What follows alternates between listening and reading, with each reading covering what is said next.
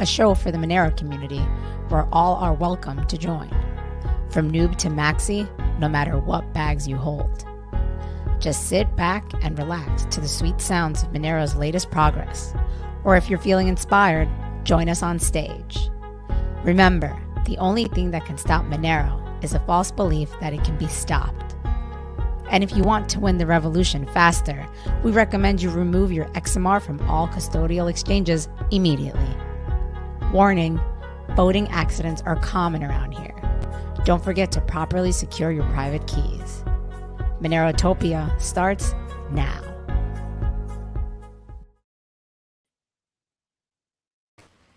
Alrighty, what's going on, guys?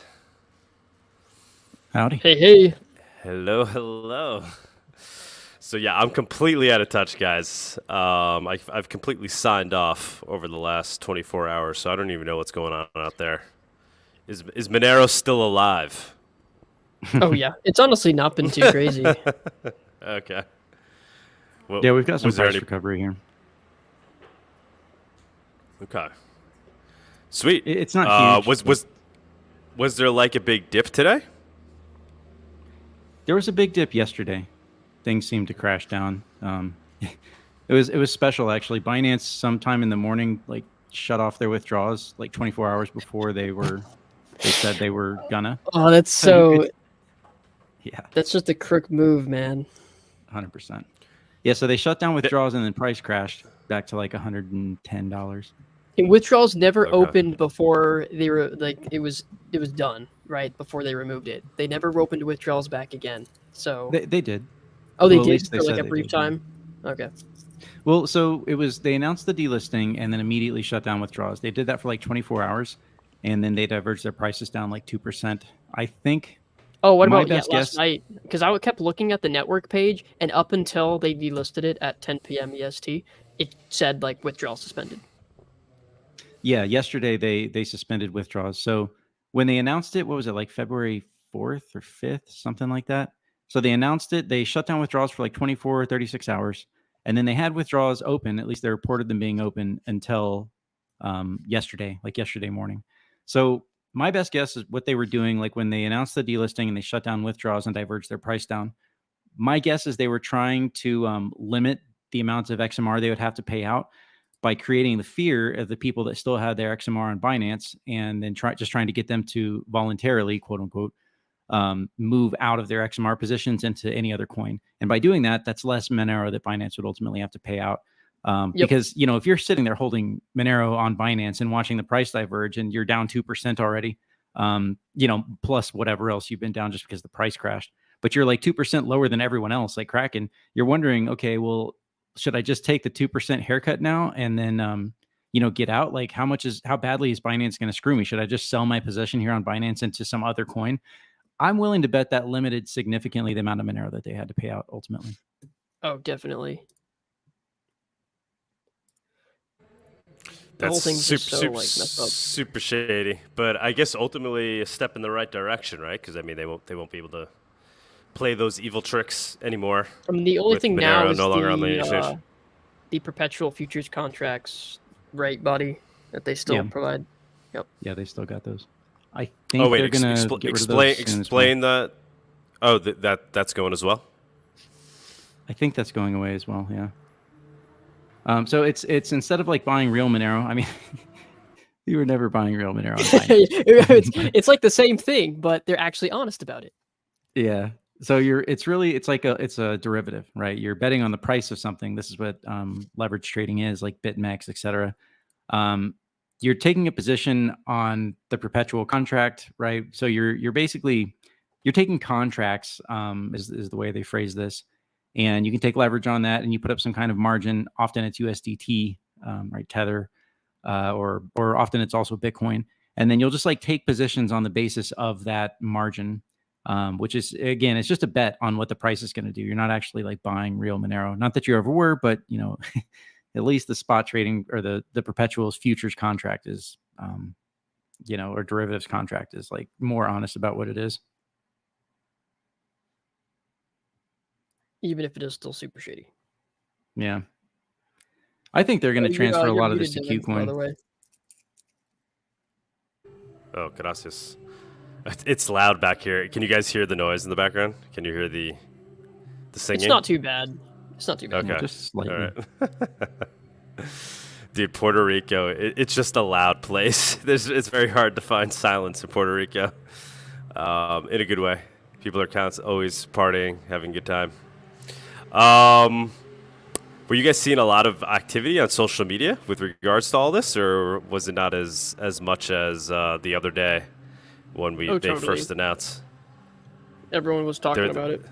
Okay. All right. Well, I see we got 56 people watching right now. So everybody, go ahead and like and share. Let's blast it out there. Bawdy, do you want to do a price report? Sure. We can cover a few things. All right. Sweet. Let's do it. Let's do it.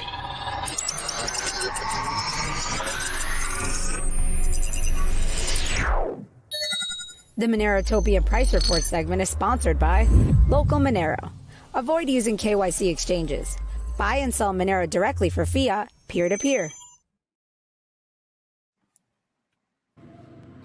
Okay. So this is the Monero US dollar chart on Kraken, and this is the hour chart. So we can get kind of a breakdown of, what prices looked like since the delisting was announced. So February 6th, here we go. Apparently it was February 6th they announced it. We had the big crash, and then things kind of normalized. There was another big crash. Again, this is artificial down here. Like this crash right there was just scare tactics. Especially considering that Binance shut down withdrawals 24 hours earlier than they were supposed to. Another thing that's special is that Binance completely disappeared unpersoned Monero from their system. Usually when an exchange removes a coin, they still make their data available for that coin up until the point that it was trading. At least they'll do that for some period of time afterwards. Binance this morning, I posted a tweet, that there was just nothing there. In fact, I'll just show you guys. Why not? Binance XMR. I don't even know. Like you can see, it's not even here in Trading View. Invalid symbol. Wait, seriously? They just removed it straight up? Yeah, like normally you'll see all of the data until the moment that they remove the coin from their exchange, and I've seen this with other coins.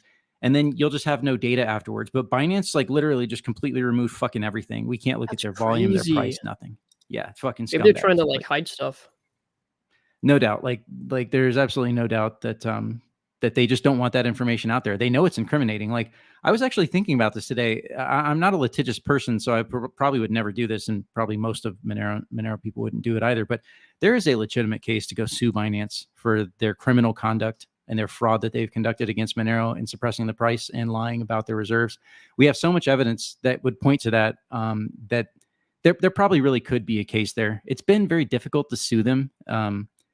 It just in general, it's been hard to pin them down to a jurisdiction.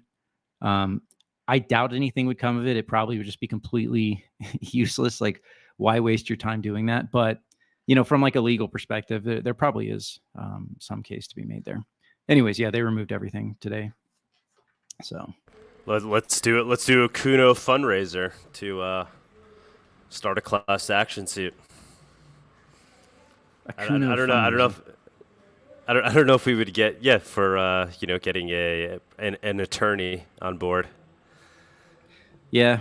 So we need to bring the evidence that we could bring, and then obviously get a lawyer to put that case together, and then hopefully it would be enough. I mean, if you were going to go that route, and I really don't think it's necessarily the best route to go, but if there's any you would hopefully convince a judge to order discovery on Binance for their books. Right. Yeah, I don't think the Monero community has the will there, right, for people to get behind that movement. No, I don't. Interesting though. I've thought about it myself too. I do think there's likely legal action that can be taken. It seems like pretty blatant fraud. There's so much, they've done so much fraud. Monero's not the only one. So for example, back in 2021, they liquidated a whole bunch of people in an Ethereum perpetual contract that were nowhere near their liquidation point, not even close. They never made people whole. They gave them what I read is they gave them like $100 voucher or some bullshit, but they never actually made those people whole or reversed those positions or paid them out or anything. There was a token called LTC down, and it's a short token. You buy the token, and if Litecoin goes down, then your token should go up, right? It's effectively like an inverse position. So anyways, that token crashed to like almost nothing as LTC crashed. It was supposed to go up and it went to almost nothing, and they never made those people whole. They probably have been fractionally reserving Bcash for all I know. I haven't looked at any of that. It would be in their MO potentially to do that. And maybe even Doge. It's possible that they had like done some weird shady shit with Doge back in 2021. But yeah, I mean, the level of their fraud is just insane. And what's crazy is that the people that they defrauded are never going to get money back. Like all of those people would have some kind of claim, but the government sued them. And, CZ doesn't have to do any prison time. He just has to be like, oh, I committed a crime, and paid $4 billion, but no jail time. So it's like, there's just like, it's just not worth it. There's no reason to go try and bring a case there. Binance is evil and fraud scummy, and they're just going to duck and dodge out of everything. And they've probably got the tacit support. They were probably all along some kind of like deep state fucking game, especially since, what's his name? Since CZ, his former boss was former Mayor Bloomberg. Like he has a picture with him. He's like, I enjoyed my time working with you, Mayor Bloomberg. It was, great, whatever. Oh, really? Oh, yeah. Wow, that's funny. Okay. Yeah. Wow.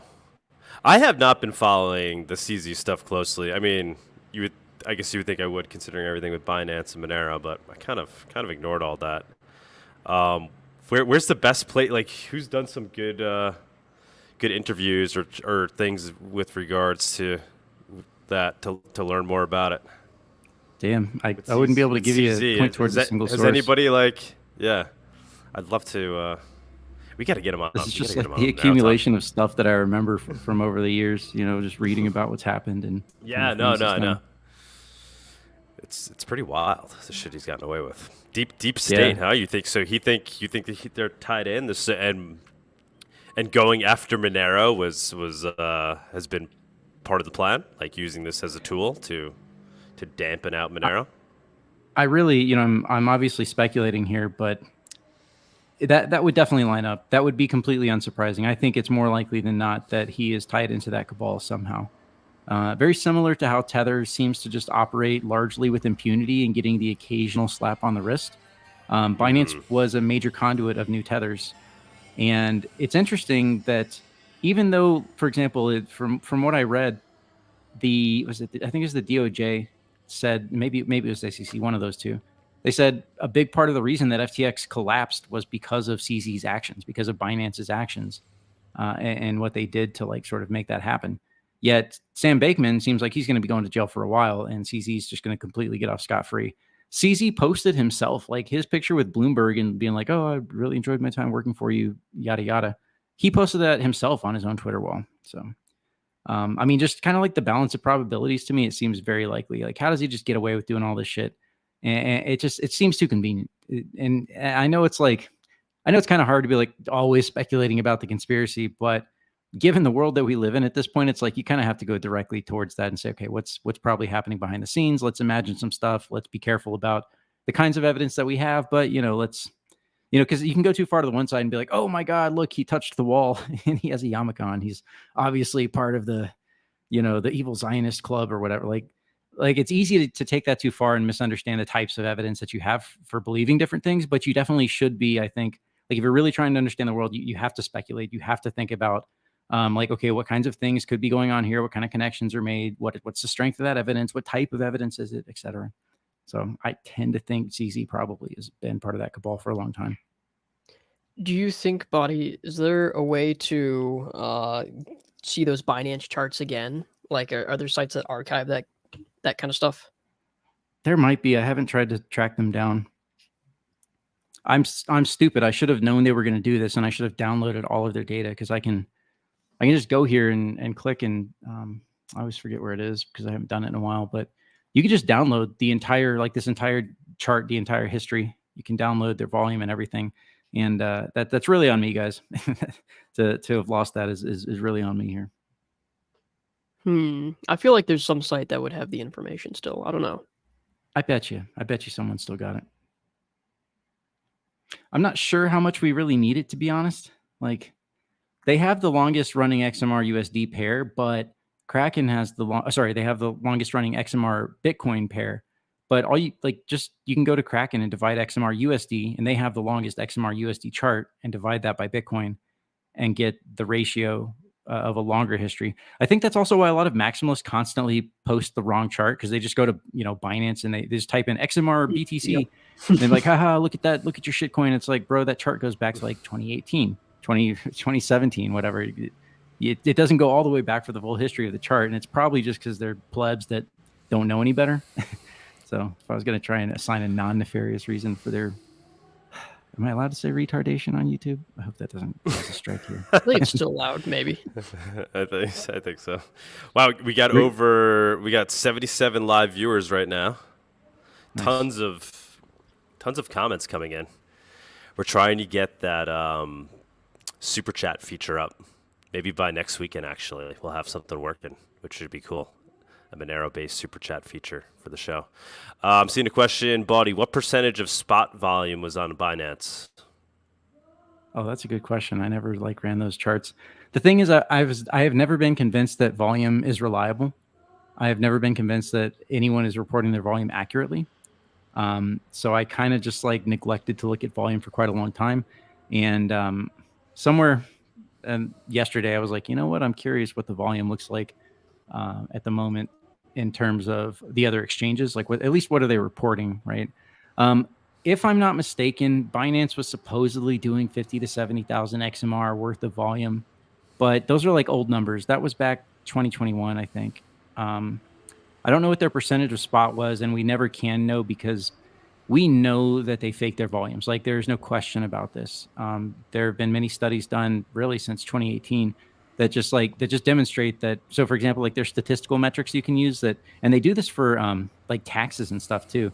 If you file your taxes and you're making a bunch of shit up, you're going to have weird aberrations in your the number of leading zeros, and then the distribution of the digits of your different numbers should follow a pretty set distribution. So they do that. They've done all kinds of other things, other little tests to basically show that pretty much all these shitcoin exchanges, at least the ones that are not regulated, they're all faking their volumes. So I just never put much stock into those volumes. Nevertheless, it's an interesting data point to look at. So I pulled up all the charts that we have. So it looks like KuCoin is taking over, allegedly, all the volume. They're reporting almost 100,000 an average for the past week or so. Let's see how long that is actually. That would be 2 weeks. For the past 2 weeks, they've been reporting somewhere between 80 to 110,000 Monero worth of volume every single day. And that's substantial. And then you'll notice, obviously, that ticked up on February 6th when the delisting was announced. The other exchanges here, so this is Poloniex. This is Poloniex XMR USD, XMR USDT, and XMR USDC. You'll notice there's almost no volume happening for USDC. Quite a lot of Tether volume happening, though. It's almost right now averaging around 55,000 and then peaking somewhere around 75,000 Monero per day on Poloniex. I don't think I believe that. I just don't believe those numbers. Which exchange was this one? Sometimes it shows you the exchange and sometimes it doesn't. What am I looking for here? There's about this indicator finally. No. Oh, I know why it's not showing. It's because I have it maximized. There we go. Okay, MEXC. I don't know. So MEXC is the latest shitcoin exchange. Supposedly, people are occasionally getting their funds frozen. So just know, when you don't KYC and there's no regulations, that you've got no recourse, right? So just know that if you're trading on these shitcoin exchanges, you might lose money. They might freeze your shit. And what they do, a common tactic that Binance did back in the day, they would demand KYC information and they say, oh, well, it's not good enough. You need to send us another one. Send us another one. And it's just delay tactics, and they'll just continually say, oh, we don't think you're telling the truth. And it doesn't matter how many selfies you send them, they won't unfreeze your funds until they get a demand letter from a lawyer. So just know that all of the tactics that Binance pioneered, all of this shady fraudulent stuff, it's very likely they're just going to rotate a lot of this into these other exchanges. It looks like KuCoin is the premier one, but MEXC also seems to me to just kind of it's kind of like eyebrow raising stuff. There's not like any hard evidence to be like, these guys are fraudulent, right? I'm not saying that.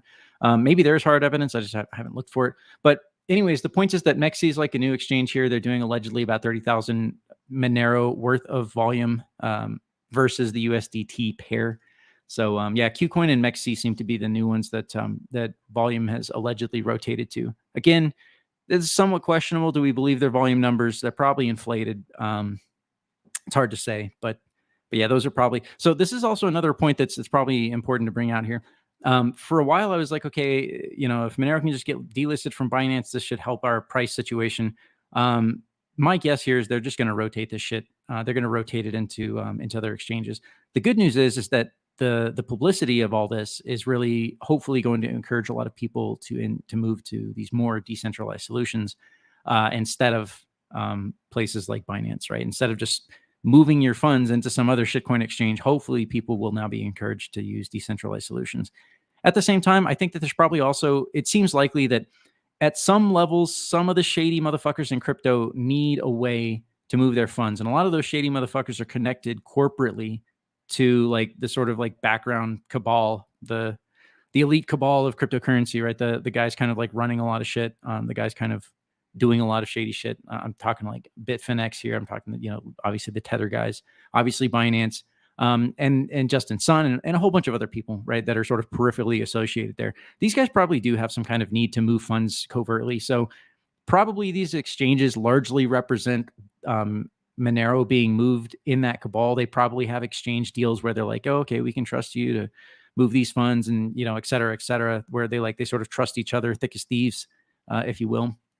So that might be what these numbers represent here. I think that most people, like the average pleb, the average person in Monero, even just your casual Monero users, I think most of us are trying to migrate to solutions that are a little bit more decentralized in nature. So yeah, prices actually recovered reasonably well today from that crash it took yesterday. I don't think it's any accident that price crashed the moment that that Binance shut down their withdrawals again early. I'm guessing that was just, again, I think it's a social thing in nature. They're trying to create fear, uncertainty, and doubt, right? They just want to FUD the shit out of Monero as much as they can. And it's probably not the last time, right? This is probably just the first one. There's probably going to be new exchanges coming up, new problems coming up where Monero gets delisted. It could be like this whole thing where it's like this theater and they play it out. Maybe KuCoin becomes the next Binance and then KuCoin gets attacked next cycle, right? 3 or 4 years from now. And they come into compliance and then delist Monero, right? Like they'll probably keep playing this same tune that they've done here for the past month. They'll probably repeat this. So we just have to expect that. It's really unsurprising that would happen there. To be fairly honest, I'm surprised it didn't go down lower than what it did yesterday. Yeah, it seems like it might crash a little bit lower. This really, like, I don't want to call this good because who knows, like things could crash, but I am curious to see what price does here now after all this dumb shit is done. Maybe it seemed to start recovering pretty quickly after yesterday. Like towards the late evening, it started to recover a fair amount. Yeah, started from down here right around, looks like 109, and right now from the low we're up about 13%. Yeah, I had one buy order that was at like 110 that got executed. Like I was nice. Surprised me. Fucking A. Yeah, so there was probably a good opportunity to buy here. In terms of like touching this line down here is kind of like a spot to look for. You know what? Let's pull up the Z-scores. I'm willing to bet that there's some divergence here on the Z-scores. Again, Z-scores being kind of like RSI. Violent moves like this, it's kind of hard to say for sure. Let's actually just look at RSI. I don't like it that much, but sometimes when there's massively violent moves, RSI, no, it basically looks the same. You could try and call this divergence, bullish divergence, where price made a lower low, but the RSI made a higher low. But usually you want to see 3 touches for that, like to confirm that. And I'm not sure that we're going to get another touch. I'm not sure that we're going to get another low like that. Like probably most of this has been milked for the FUD that it can be milked for. So yeah, this is probably not a bad spot. Like if you were going to flip some Ethereum into Monero or some Bitcoin into Monero, this is probably not a bad spot to try and do that. buyer beware, obviously. But and this also relates to another thing. So I posted about this. We talked about this last week. Actually, I was talking about this last week. That kind of made me post this. So a lot of people, and especially, and I get this in groups a lot, people that are like, they like Monero, they're users of Monero, they're casual users of Monero. They're not like hardcore privacy enthusiasts or whatever. They just want to use the thing that'll work for them.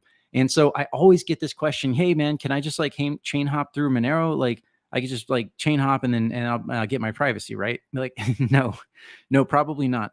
Especially not the way you're thinking about doing it. And especially not the person or the swap that you're going to use, right? Like all of these instant swaps, or maybe you're on Qcoin or whatever.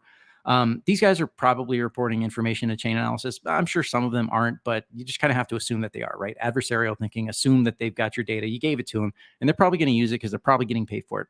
So if you really, really want to chain hop, and I get it, like you need to pay someone in Cutcoin because they're retards and they don't accept Monero. Okay, got it. I have to do that too. What you want to do is to have a pre-positioned large stash of Monero that you use all the time. You pay friends with it, and you turn it, you churn it, you do whatever, right? It's just your stack. It can be the same wallet that you have for everything else. And again, this is like non-extraordinary threat model. If you're a darknet market vendor, you've got other concerns, right? You need to stop, and you need, like, if you're actually doing shit, taking ransomware payments or whatever, like, if you have a high threat model, like this doesn't apply to you, you need to go seek better advice in this. But for the rest of like all of us, the other 99% of us, you need to have a pre-positioned stash of Monero that you would call your hodl effectively. And you use that regularly all the time. When you need to pay someone, what you're going to do is pay them immediately out of your stack for the full amount, whatever it is. And you're going to swap into the coin that you need to, right? Litecoin, Ethereum, Bitcoin, whatever, who cares? You're going to swap into that other coin, make that payment. And you're going to do this like a few times. You're not just going to like send them the payment and then immediately top up your Monero stash for, the 3.91 Monero you just spent, right?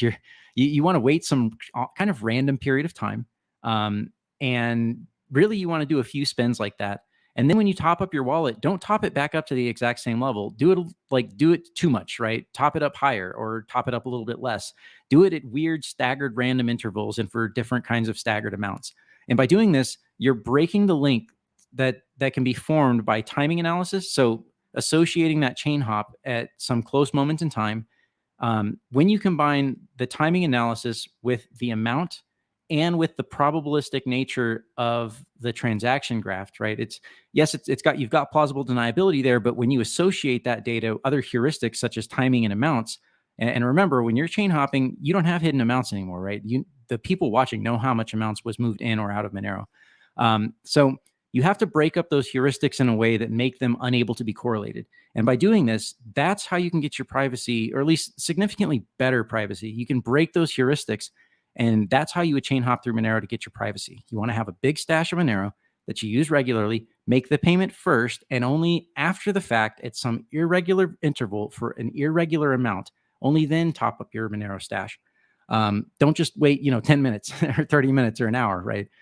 So hopefully that's really practical advice that people can use. It's something I've been thinking about for a long time in terms of like chain hopping and how do you do that. And it's funny how sometimes you sort of like settle onto solutions accidentally after like thinking about it, and you just kind of like do it.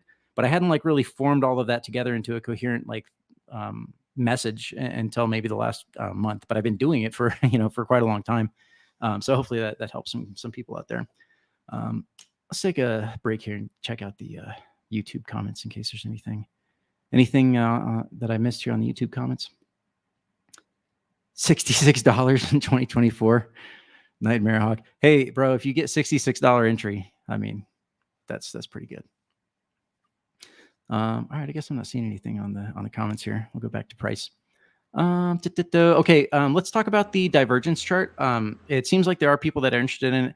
I hadn't updated this script. I updated it, but I haven't published it. Maybe I can just publish this right now.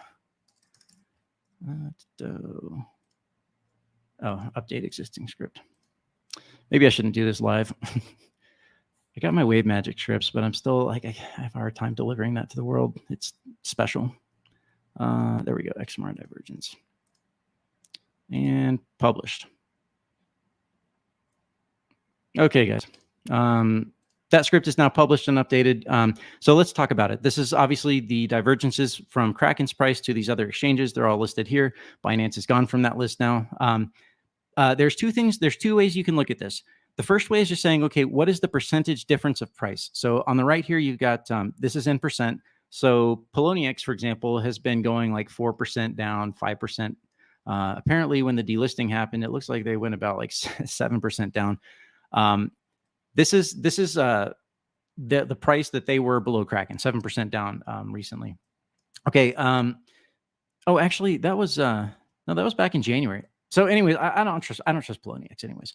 But the point is that you can either look at this as a percentage price difference to Kraken, but the reality is that not all of these exchanges do a whole lot of volume, right? So, like if Poloniex, if their prices are really low compared to Kraken, but they do no volume down there, does it really matter? Like, do we really care?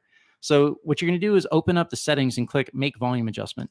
And what that does is it multiplies by the volume so that you can get an idea of how much real volume was actually done at those divergences. So you can see when Binance delisted, we actually had a significant amount of volume that KuCoin and MEXC, at least their reported volumes, that they were doing below Kraken.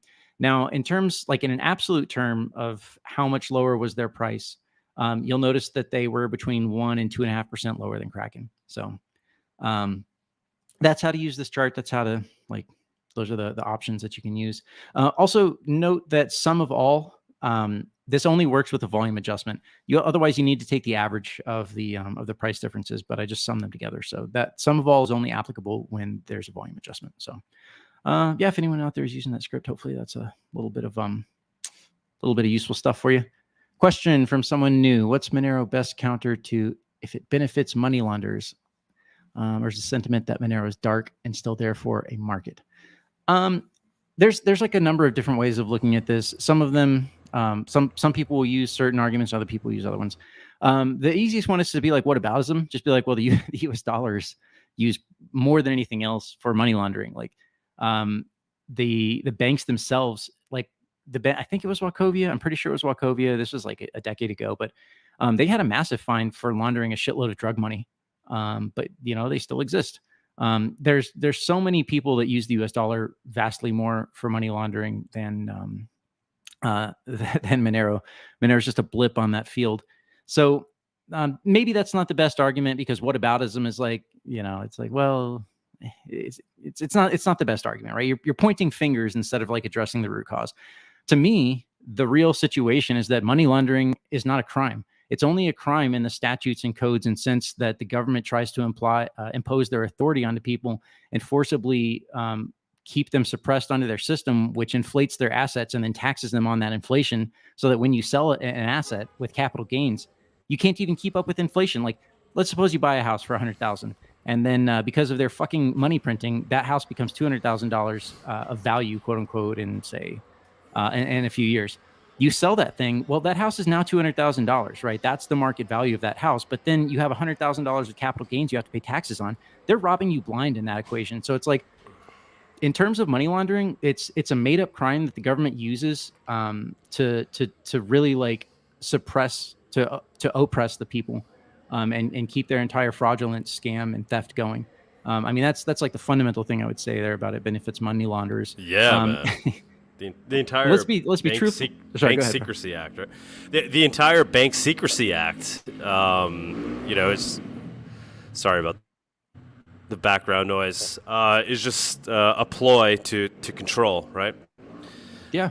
And what they're doing with Monero just exposes it more. It's the same thing over again. But it is a good question, right? Because I mean, this is the tool that they're using to fight against Monero. This is the tactic that they're using.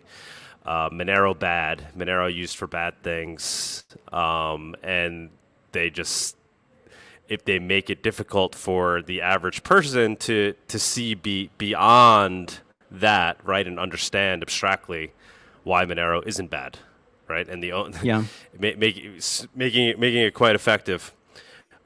Which is why we're a small group of people, right? Why it's not a larger group of people that are yet understanding of this and using Monero, because it does take some thought and understanding to realize. So yeah, you brought up actually another response to that. So I kind of gave the two extreme positions there on the sort of whataboutism tactic, which is, again, it's not necessarily the best tactic. It can be good. It's like a good cheeky way to make a quick response. Then there's just like completely denying the the fundamental like aspects of what the government says money laundering is. And then there's kind of like this middle ground where you say, listen, you could choose anything that you want to choose, any physical thing, any abstract asset like money or digital currency. You could choose anything you want and say that bad people use it for bad things, and therefore we need to presume everyone is a criminal until they prove otherwise. And that's what all these money laundering laws or statutes and regulations and codes are about. They're about turning the burden of proof upside down. They presume that you've gotten that money from a bad place, and you are required to tell them that you didn't get it from a bad place. You're required to submit a form and an affidavit, not an affidavit, but you're required to submit stuff saying, "Oh, I got this. I promise, I didn't get it from bad things." Meanwhile, the government themselves are committing crimes left and right and doing all like using money for all sorts of horrible, immoral things. And so like really like you could use it with guns, you could use it with cars and vehicles and shoes, you could use it with household cleaning products that can be used to make all sorts of stuff that Tyler Durden told us about back in the late 90s. So yeah, I mean it's really like from a fundamental perspective, but probably the middle road that you could use with most normies is just to simply say that everything can be used for bad stuff. Monero is money, and money is used for bad stuff. I mean, like money is half of every single transaction. So so you can use shoes to run away from a crime. You can use a kitchen knife to rob somebody. So it's not right. It's not appropriate to assume that someone is a criminal and then turn the burden of proof and say, well, your usage of this thing, now you have to prove that you didn't use it badly. No. I only have to prove that if there's reasonable suspicion that I've actually used it to commit a crime. And that's how law is supposed to work. So that would be like my sort of three different options there you could go with as a response to that question when people say that people use Monero for bad things. I'd expect nothing less. Did you see that congressional hearing this week? Did you see any of that? I did not. Man, I pay little attention to politics. I'll try to bring that up during the news if I could find the clip. Tony, by the way, if you're listening, I sent you the news. All right, man. Yeah. Keep going. Anything else you want to add to price report? Yeah, we'll just like quickly roll through some of the macro stuff. Yeah. Like take a look at Bitcoin, and we'll not dilly dally too long. We got over 70 people tuning in. Guys, like and share it. Nice. Okay, so we're looking at the Bitcoin chart here. Things have continued to go up since last week. We've kind of been on the positive. At least my mindset for really the past months, as I've been telling you guys, the direction's up. The macro still says that there's juice to squeeze. I'm actually starting to get concerned now about a sort of an interim little mini blow off that could happen. I don't have any good levels here. I don't have any good way of determining that at this point. We're kind of in some sort of, you could maybe call it uncharted territory. One thing that we are seeing is a little bit of rotation into ETH. Right, ETH seems to be forming a bottom. Let's go to the weekly chart on this. Yes, I know these are pleb lines, and just realize pleb lines are useful for certain things. In a lot of ways, pleb lines are referential, right? They just give your eyes a referential place to understand like where price is and where it has been. Particularly, so for example, like this line right here, that is a horizontal area of significance. There was an interim peak there, and it just seems that price has been coming to that spot repeatedly over the past, I guess that'd be 7 years now. So that's going to be that's a big spot of resistance to break, right? That's psychologically important. It's also just a reference for your eyeballs. Okay. The other thing too, is that we seem to have this pretty significant uptrend line here that Ethereum bounced along the bottom here. And now it's kind of moving to the upside. So, it does look like there's going to be some rotation into Ethereum. We can just take a look at the Bitcoin dominance as well. Can we? There we go. Sometimes the charts don't quite respond as quickly as I would like them. So Bitcoin dominance looks like it's kind of leveling off. It's starting to look a little bit like the volatility is falling off, right? So you kind of got this seesaw action happening here, but it seems like that's kind of getting compressed there. The volatility is getting compressed. So that could imply another big move coming up here. One thing that I was looking at today is the combined Bitcoin Ethereum chart.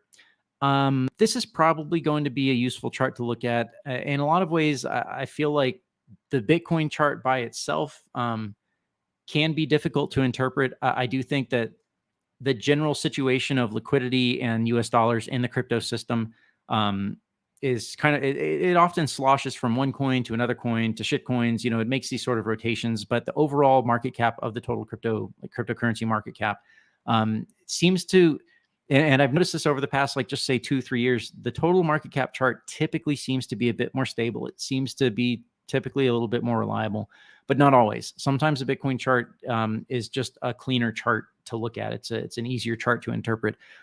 In this case, I think that the combined Bitcoin Ethereum chart and total are a little bit easier to interpret and look at, because Bitcoin is kind of above a bunch of levels, and I don't have any good ways of saying, you know, where I think the top would be. Which is why I'm going to have to try and correlate the macro situation to see if I can make a correlation and association there to what Bitcoin might be doing and when a top might be forming. So right now, basically, Bitcoin plus Ethereum market cap is just kind of trending up this channel right here, kind of bumping up along the top side of a few different things. So we've got the pleb lines, and then we've also got the purple lines here. The purple lines are just a really good way of sort of measuring an upward channel, an upward trend. In almost all cases, it's so rare to just punch above these purple lines and then just keep going. Usually, the top of these shorter term purple lines and the blue lines, price tends to establish itself between those and then range to the upside, at least in a trending market, right? In an uptrending market. So we've got the reverse repos here. We've been talking about this forever. Still $500 billion there. It seems to have slowed down a little bit, right? It seems to have kind of be curling under here, right? It's not going down as fast. And wouldn't you know, with that, the stock market has not been, for the past week, it's kind of just been chopping sideways, really almost 2 weeks now. Yeah, 2 or 3 weeks now, the stock market has basically been kind of chopping sideways, put on some new all-time highs. That's probably because the reverse repo, there's less money coming out of that. We got some inflation numbers. I think it was actually not this week, but it was last week or maybe the week before. Yeah, the inflation numbers didn't do anything special, basically just trending sideways. We have now reached the sticky part of inflation, and they've talked about this for like a year or so. This is the sticky part of inflation. Okay, they got it down to 3.1% on the CPI, but getting it down to actually 2%, that's going to be hard. They're going to have a hard time doing that, and especially with the core inflation. The core inflation is at 4%. So, the Fed, I mean, they talked recently about the conditions under which they might lower rates, which I think is even premature of them to have talked about that, but they did it. So I guess they want the markets to know that they got their back. Okay, so now we've got the bonds. We're looking at bonds. Nothing special here has happened. Yield curve is still inverted, but still trending sideways. Rates have slightly gone up in bonds, which means that the value of those bonds have slightly gone down. These are the Z-scores of all the different assets here. You'll notice bonds have kind of like slightly been going down lately. Again, the value of bonds is inversely correlated to the rate at which they're offered. We won't get into the reason for that on this show today. Right now, you'll notice that crypto is actually, in terms of Z-scores, the overall crypto market cap is actually pretty high.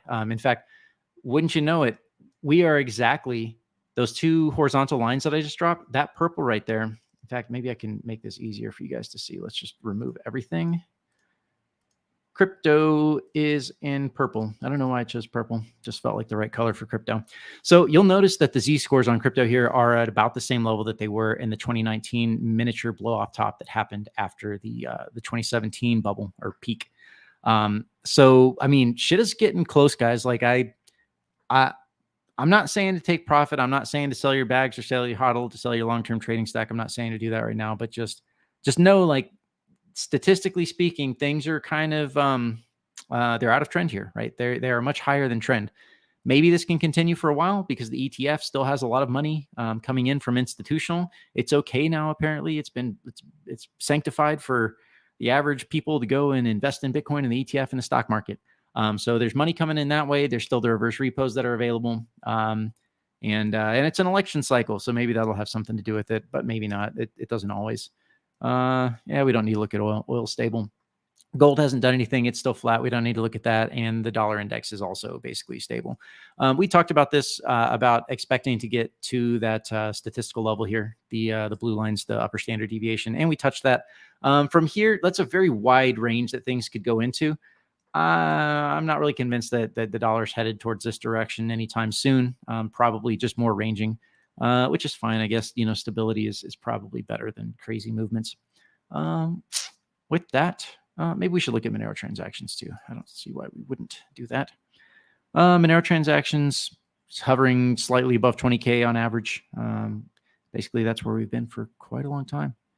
Maybe we could look at a longer term chart. Let's go to the moving average. I like to look at the 90-day moving average just because it's so large. Yeah, so I mean, our best moving average approached 30K somewhere in the middle of 2022. And we're basically, I mean, we're close, right? We're still averaging about 25,000 transactions, really since December of last year. So this has moved up. This is good. We definitely want to see this kind of Monero transactions for whatever reason dropped off. Actually, that's very interesting that they were going down. They dropped off last year in the first quarter. So anyways, things are kind of moving on the upside in regards to that. Monero nodes still hanging out around just above 20,000 as well. So one transaction per node, effectively. No, I'm just kidding. That's probably not. That's not the interpretation on that chart. I'm just playing. I guess that's about it, guys. We don't really need to talk about anything else here. We looked at the volume. Yeah. So any questions? Let's check the YouTube in case anyone else got something they want to see here. No, I'm not seeing anything. Could have bought 14,000 of precious of precious. Okay. All right. So that's all I got for you guys. Or am I solo here? No. right. No. I'm just dealing with the elements over here. Yeah. All right. We're up to 80 people. Smash that like. I mean, as you kind of said earlier, you think there might be some more price discovery to go with regards to the response from the delisting? Yeah, I guess I would have to say yes. I'd like to see price move to the upside. That would be a nice confirmation that this whole thing was basically artificially induced to hit the price. But who knows? They could just have rotated a lot of that into Qcoin. I wouldn't be surprised. I would kind of expect, let's just say 60-40, that Monero's direction for the next month is up 60-40. All right, that's pretty good. Do you think there's a point where it becomes more bullish as you see it go up and confirming that delisting is good? At what point do we reach that stage? Unfortunately, I just feel like the lines are drawn, socially speaking. The people that like Monero, that want to be in Monero, they're here, right? We're using it. We do have new people. Like this whole thing has brought new people into the market, but I see that more of as that's a long-term kind of price impact. That's not I wouldn't look to the new people coming into the market right now for short-term price action. These are new people that are like, oh, wait a second. Wow, they actually delisted it. No shit. They must actually be scared of it.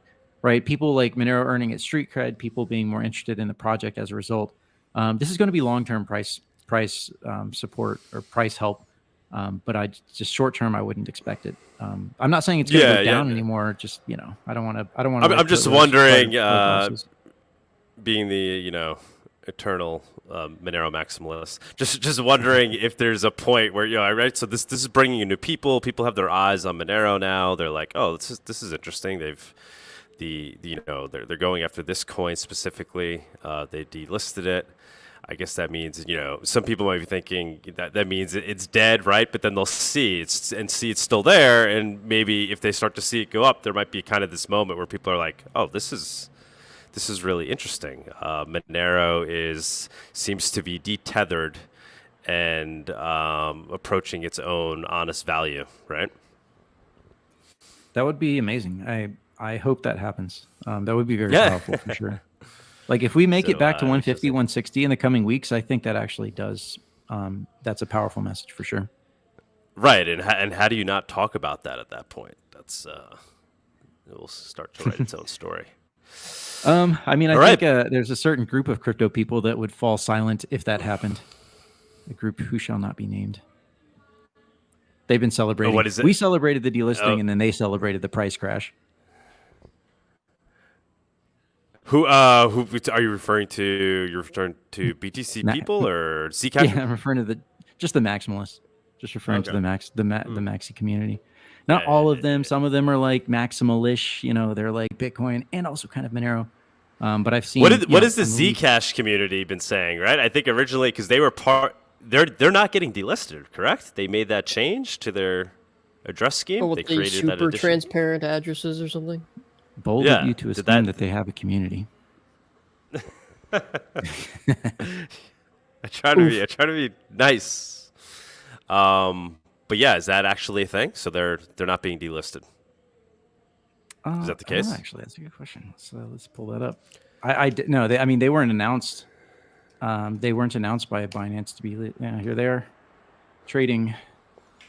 Have they kind of been affected in the same way, even though they're not getting delisted?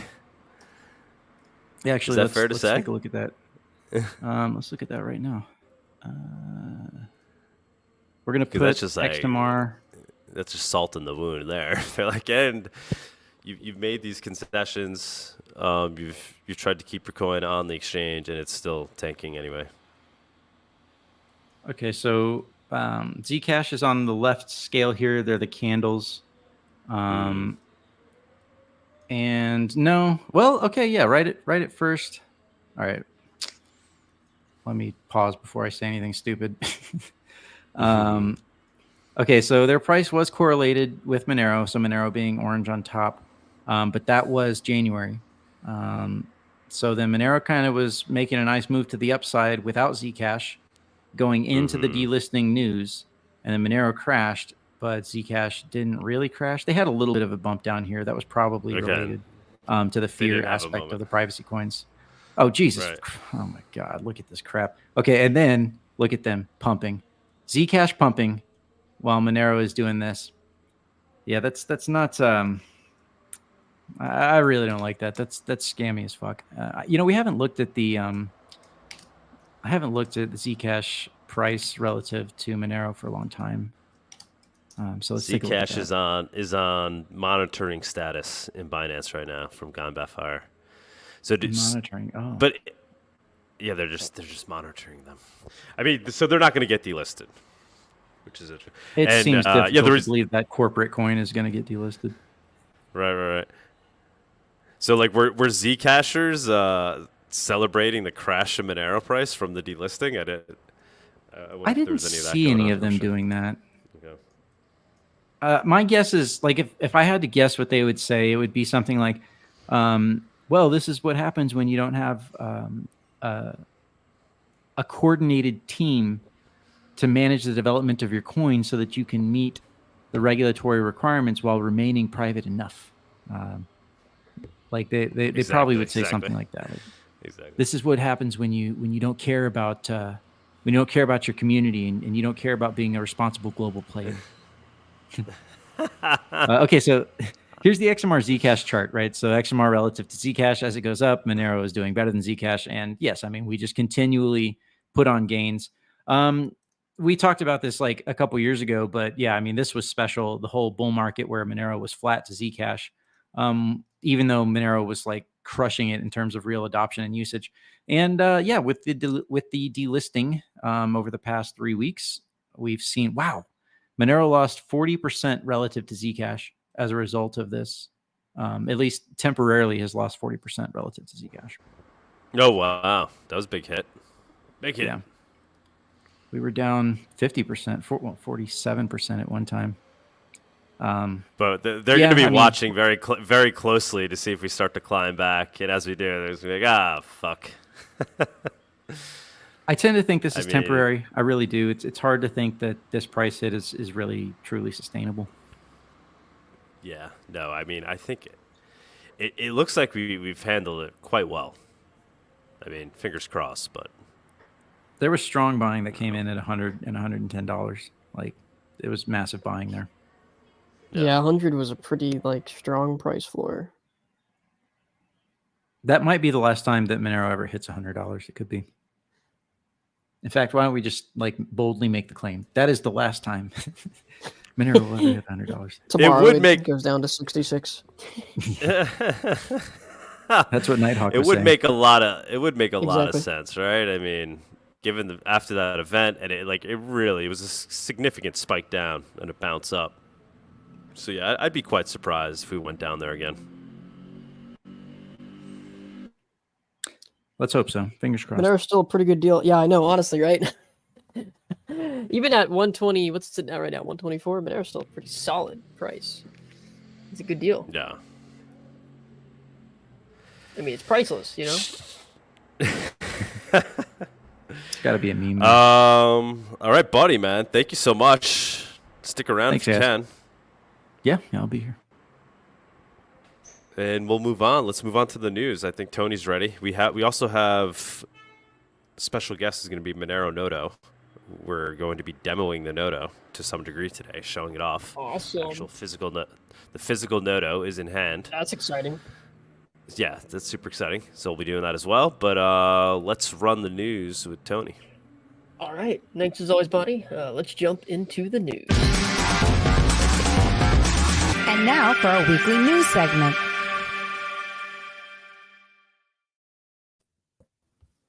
Hey guys. Hey, Tony. Tony, what's up, man? Happy delisting. I didn't celebrate Happy President's Day yesterday, but I'm definitely celebrating the delisting today. I've completely ignored it, to be honest. Focused on other things. Focused on family time, which has been quite nice. Yeah.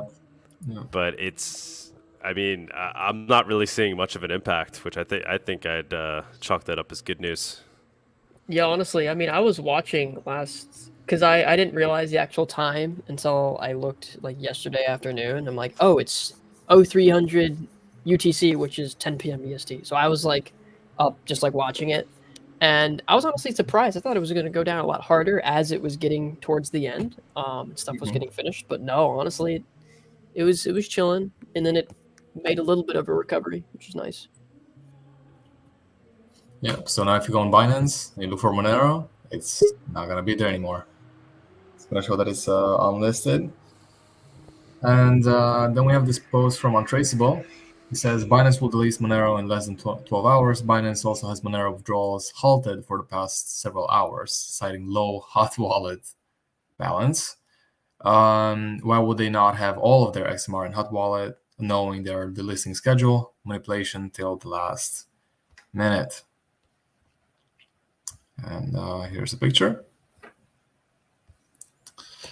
Then we have Binance posting a picture of a Binance hat at the beach. And if you zoom in the water, you can see a lot of Monero from today.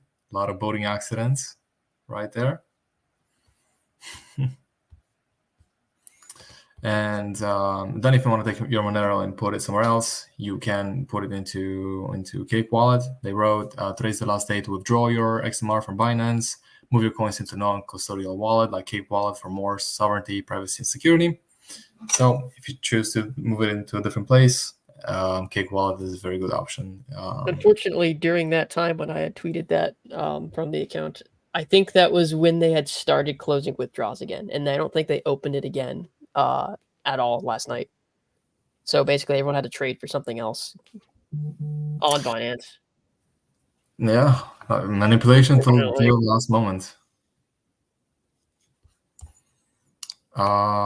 Then moving on. So actually, this is really cool. The Vtnerd Monero fund has been funded fully, and I think 2 weeks ago, it probably had $2,000, and now it's fully funded 2 weeks later. So that is very good to see. So Vtnerd is going to be working. It's going to put in a lot of hours to improve the security performance and usability with an end goal of helping to broaden the user base.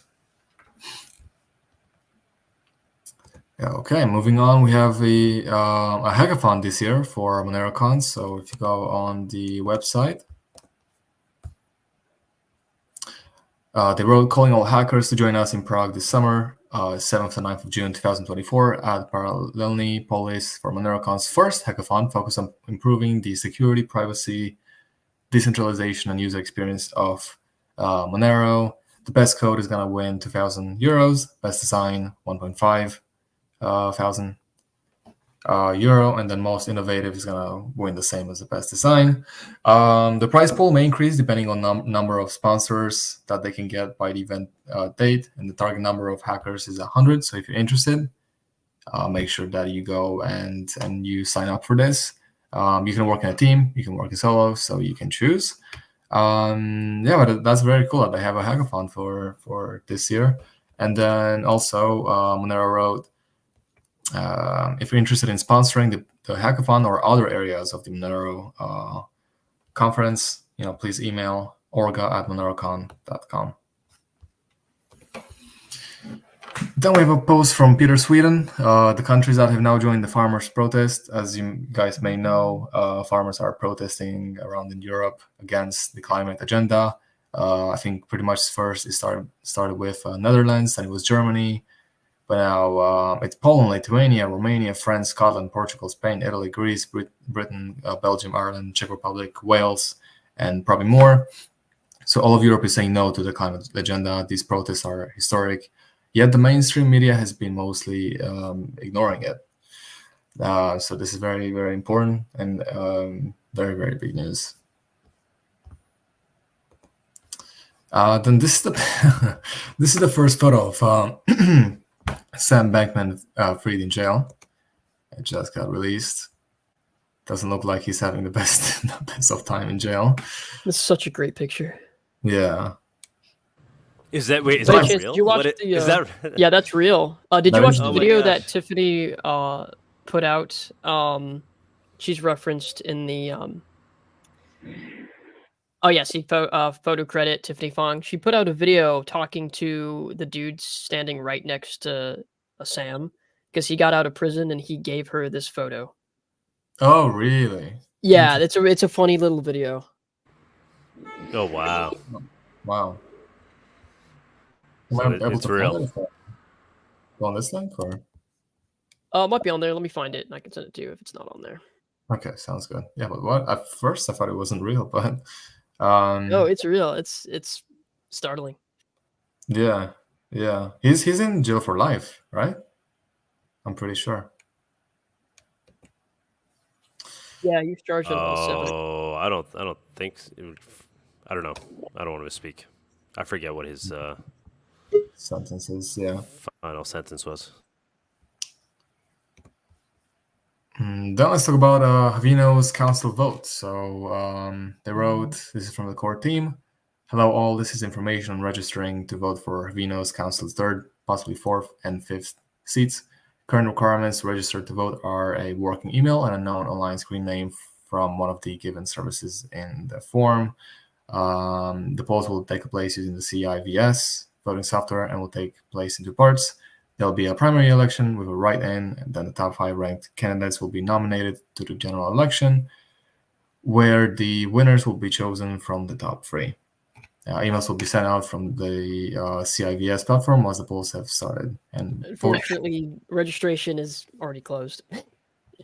yeah, registration is already closed. Yeah. To answer, What exactly was that all about? So I haven't been following that closely. So they're electing a committee who's then going to make decisions on what to do with the treasury. That's the money that's collected. Yeah, so Haveno Council has 2 people already, and this last vote is for 1 to potentially 3 seats on the council chosen from the Monero community.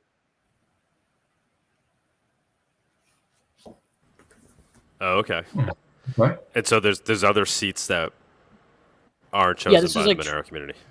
Yeah, so like Woodzer and Vic are 2. Right. Okay. So they're trying to get some more that the community, the Monero community, has appointed. And then that committee would be the ones that are kind of dictating the future of Haveno, and then deciding where the funds are going as well.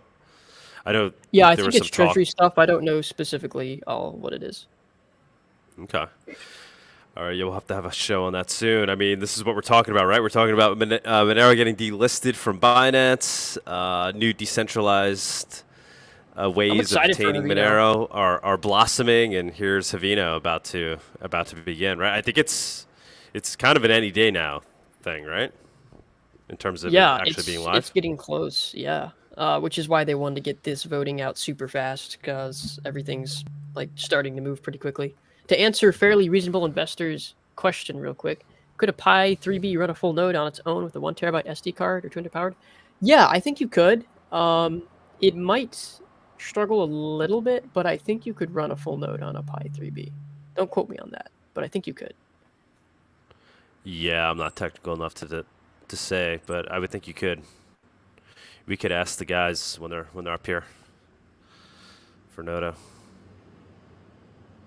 Yep. Go Let's ahead, play Tony. the next video. So this is about forcing miners to censor. So let's go ahead and play this video. So in the DeFi report that you mentioned, we highlighted lots of different types of technical features and compliance controls that can be built in at different layers of the ecosystem that could focus, for example, at the network layer where miners exist. A good place to start might be something like sanctions. OFAC has already stated in their compliance guidance that miners may already have sanction screening obligations. So a good place to start right now before imposing new AML obligations on miners or those who exist at the network layer could be to enforce the existing obligations when they validate transfers going to sanctioned actors like Lazarus Group. Okay. That's wonderful. That's the hearing I was talking about with Bawdy. I listened to the whole thing. Monero was mentioned by name. That's kind of one of the firsts that I've heard Monero being mentioned by name in the halls of Congress. Was it? Yeah, Tony. Getting out there. Tony, I sent you a link. Oh, is that it? Okay. Yeah, this one. Yep. Yeah, you could try playing at the. Let me see. I can look for. Try playing around 2 hours and 40-minute mark. 2 hours and 40 minutes. Oh, it's like right here. Oh no. No, further back, like 2 hours and 40-minute. Is that? We can try that. Okay. One person on that Zoom was apparently a deep fake, and it did the transfer, and the money's gone. And so that is an emerging threat, and the tool at hand for that is a secure digital ID, and that has to be, it is going to be essential, I believe, for just preventing fraud in a wide area. Could you, in the 1 minute left, sort of walk me through, where things are getting lost right now? When the Koreans, North Koreans, they grab your computer, they encrypt your files, and your screen has this message on it. You've been hit by ransomware. You conclude the best thing to do is pay it off. And so you pay it off, and at some point, the North Koreans get to use that for buying supplies for nuclear weapons or missiles. And so where in the chain does it break right now? Does anyone wants to pick it up? I'll take that one to at least start. It breaks down at the cybersecurity layer. We have to stop these hacks from happening in the first place. Okay, no, I don't believe you're ever going to stop ransomware. You're screwed. You've decided to pay it off. Then where? And so you go to your Bitcoin ATM. You buy your Bitcoin ATM. You pay it off. You transfer it to the wallet. And then where? How do they run and hide? Sure, and that's when law enforcement typically gets involved to start to. But all right. So, but where does it break? It's obviously not working. The Koreans are firing a lot of missiles. Where is it currently breaking? Anyway, if you could, I'm over time here. So, but if you could just come up with, just walk it through from the point that someone, gets some Bitcoin, pays off the ransomware, and then magically it appears in a bank account that the North Koreans use to buy new missile equipment. Where is it currently? The key there at the end of the day, and I'll just very, very briefly, is to stop their ability to off-ramp those funds. And that's why so much of what we talked about today becomes so important to ensure compliance, to implementation of FATF standards on those points where North Korea can actually off-ramp the funds. Today, we're able to track and trace those funds relatively successfully on blockchains. Thank you. Gentlemen's time has expired. I'd like to thank our witnesses for their testimony today. Without objection, all members. Yeah, I mean, the whole thing was pretty juicy. There were some juicy parts. Or if you go back... There's no transcript, because I wish that I can look it up like a transcript and just look up Monero, but it's not available now. Yeah, kind of scroll back to the first third. That guy. Mr. Sherman? No. Well, he's He's infamously a crypto hater. This guy. If you just want to hear bash crypto, you can play him. This guy. I think is the one who mentioned Monero by name. You could try to get his opening remarks. Try to get this guy, the guy you have on screen right now, Mr. Green. Yep. Try to get his opening remarks. So go in the beginning. That's yeah. So after that guy, I think, yeah. Chairman Hill, Member Lynch, and members of the subcommittee, thank you for this opportunity to testify today. My name is Grant Raven, and I serve as the Director of Financial Crimes Legal at Coinbase, America's largest digital asset exchange. Ooh. I lead the team of lawyers at Coinbase responsible for anti-money laundering, sanctions, and law enforcement matters. We work collaboratively with law enforcement to keep our platform and the broader crypto ecosystem safe. I have spent most of my professional life prosecuting financial crimes and stopping the bad guys from using technology to hurt Americans. I joined Coinbase after a decade as a federal prosecutor, in which I focused on the intersection of money laundering and cybercrime. While assigned to lead a suspicious activity report joint federal task force, I first saw reports coming in about Bitcoin-related transactions in 2013. I initiated some of the federal government's earliest criminal investigations into crypto-related money laundering, including partnering with FinCEN on one of its first crypto enforcement actions. I also organized and taught at some of the Department of Justice's first national trainings on crypto crime for prosecutors and federal agents. I am most proud of my work as a leader of the takedown of the world's largest dark web marketplace, AlphaBay, which was described as the most successful cybercrime prosecution in the history of the internet, and for which I was given the Attorney General's Award, the FBI Director's Award, and the Director of National Intelligence's Meritorious Service Award. This man knows Monero. Analytics and uncovering cyber criminals and involved the federal government's first ever seizures of Monero and Zcash. I came to Coinbase. Oh, there we go. There it is. Oh! Well, let's go back. It's an important moment, guys. I've been listening for years, waiting for them to mention Monero in Congress. I think this might be the first. I think this is the first. It was mentioned by name. I could be wrong, but. What's that little shield pin he's wearing? I was gonna say, is it from Zcash? Some deep state shit, right, Bawdy? Get Bawdy up here. Get Bawdy up here. I want to hear Bawdy. I want to hear him say Monero one more time before. This case revealed the power of blockchain analytics in uncovering cyber criminals and involved the federal government's first ever seizures of Monero and Zcash. Yeah, I think this is the first time for me too when I hear I hear him actually mention Monero. You could let him go a little bit more. Let him talk a little bit more. Let him cook. Let him cook. I came to Coinbase to continue this work.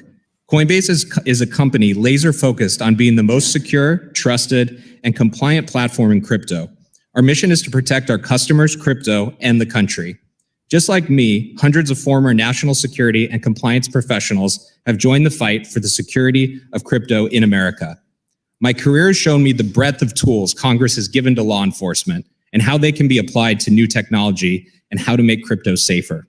As described in detail in my written testimony, there are 4 main points that I would like to leave you with today. First, there is a national security imperative to get this right. Keeping crypto here in America ensures compliance, enhances law enforcement, and secures the financial system. The reverse is true. If the pipes and plumbing of a technology that moves value flow elsewhere, the US government loses its ability to shape it. Second, Coinbase has invested heavily in its anti-money laundering program and global intelligence teams that partner with global law enforcement on a daily basis. We are constantly working to leverage new technology to establish a program that rivals any traditional financial institution. We have also led industry-wide anti-money laundering compliance initiatives. We take our obligation to protect Americans seriously. Third, sanctions evasion, terrorist financing, and criminal activity is concentrated with offshore platforms. Law enforcement should use all of the extensive legal tools at its disposal to police those offshore actors today. If additional funding is needed so law enforcement can prioritize crypto, Congress should provide it immediately. Fourth, Coinbase is supportive of legislation providing targeted additional tools that will make crypto a safer place. But it is important that Congress be thoughtful about its approach. As this committee knows, Coinbase is held to robust anti-money laundering and know your customer standards like any American financial institution. Our work is further bolstered by a characteristic unique to crypto, the public ledger of transactions within the blockchain, which let us trace illicit funds and track those trying to send or receive to a bad actor or a sanctioned party. In this way, crypto is compliance on steroids. It allows for a new dimension of compliance, public ledgers that enable visibility into what users do. That's what I wanted. That crypto is compliance on steroids. Go, play that again. Bring that back a little bit. Yep. Actor or a sanctioned party. In this way, crypto is compliance on steroids. It allows for a new dimension of compliance, public ledgers that enable visibility into what users do on and off our platform. In traditional finance, one bank has no visibility into what their customers do at another bank. However, in crypto, public ledgers provide immediate information about what customers are doing across the entire technology, which creates better investigative tools that can then be used by law enforcement and compliance departments. Case in point, OFAC has sanctioned around 560 crypto addresses in total, but Coinbase has identified more than 8 million through our proactive investigations. Wow. By extrapolating out from these ground truth OFAC addresses, we're able to stop the flow of funds to bad actors in real time. While onshore regulated exchanges invest heavily in compliance to stop bad activity, criminals continue to seek out offshore platforms without those same robust anti-money laundering programs and controls. Those offshore entities often play jurisdictional whack-a-mole, attempting to avoid tough anti-money laundering rules and expecting that regulators won't care. The US government should use all of its existing tools to go after these platforms. Many recent enforcement and actions in the crypto anti-money laundering space are good news. Accountability should happen. Additionally, regulating the broader crypto market through the Market Structure and Stablecoin Bill this committee has passed on a bipartisan basis would help create better guidance for the industry and encourage the industry to develop here in America. And while cybersecurity is an issue much bigger than crypto, additional cyber measures and standards would make crypto less vulnerable to cyber attack. In closing, Coinbase is committed to working with Congress and law enforcement to combat illicit financial terrorism, safeguarding our platform. All right. I don't know about you guys, but I've been just hearing a lot of, like, they just kind of show up in places, a lot of advertisements for Monero, you know? Mm-hmm. Crypto is compliance one on right here. steroids. This guy's like the final boss for Monero. He's like this guy is enemy number one. He's coming after us, guys. He's coming after us. Well, he put it so well in the words that the fact that in traditional banking, they only have your information in that specific bank. But what most crypto allows people to do. He understands Bitcoin very well. He does. Very This well. is what I tell people. I'm like, you realize that Bitcoin's, like, in a lot of ways worse than just using, like, a credit card or your bank account for stuff. Yes, It's it the is. surveillance dystopia in the making, right? It's like the perfect tool. It's the panopticon. But yeah, so obviously he doesn't like, he's one of these guys that sees Monero as a tool for mixing, for washing, right? He sees it as a tool that's used for money laundering. It's evil. The boogeyman. It's a free speech tool, guys. Free speech tool. We got 72 people on. Like and share, guys, and subscribe. Give us we gotta get those numbers up. We still haven't hit 10K subscribers on YouTube yet. We're close. Yeah, subscribe, guys. Hit that little bell thing, even if you don't use this shit. Comments are good for the algorithms. Just throw anything in there. Obviously, try to make it relevant, but we'll take anything. Tony, we got a lot more news.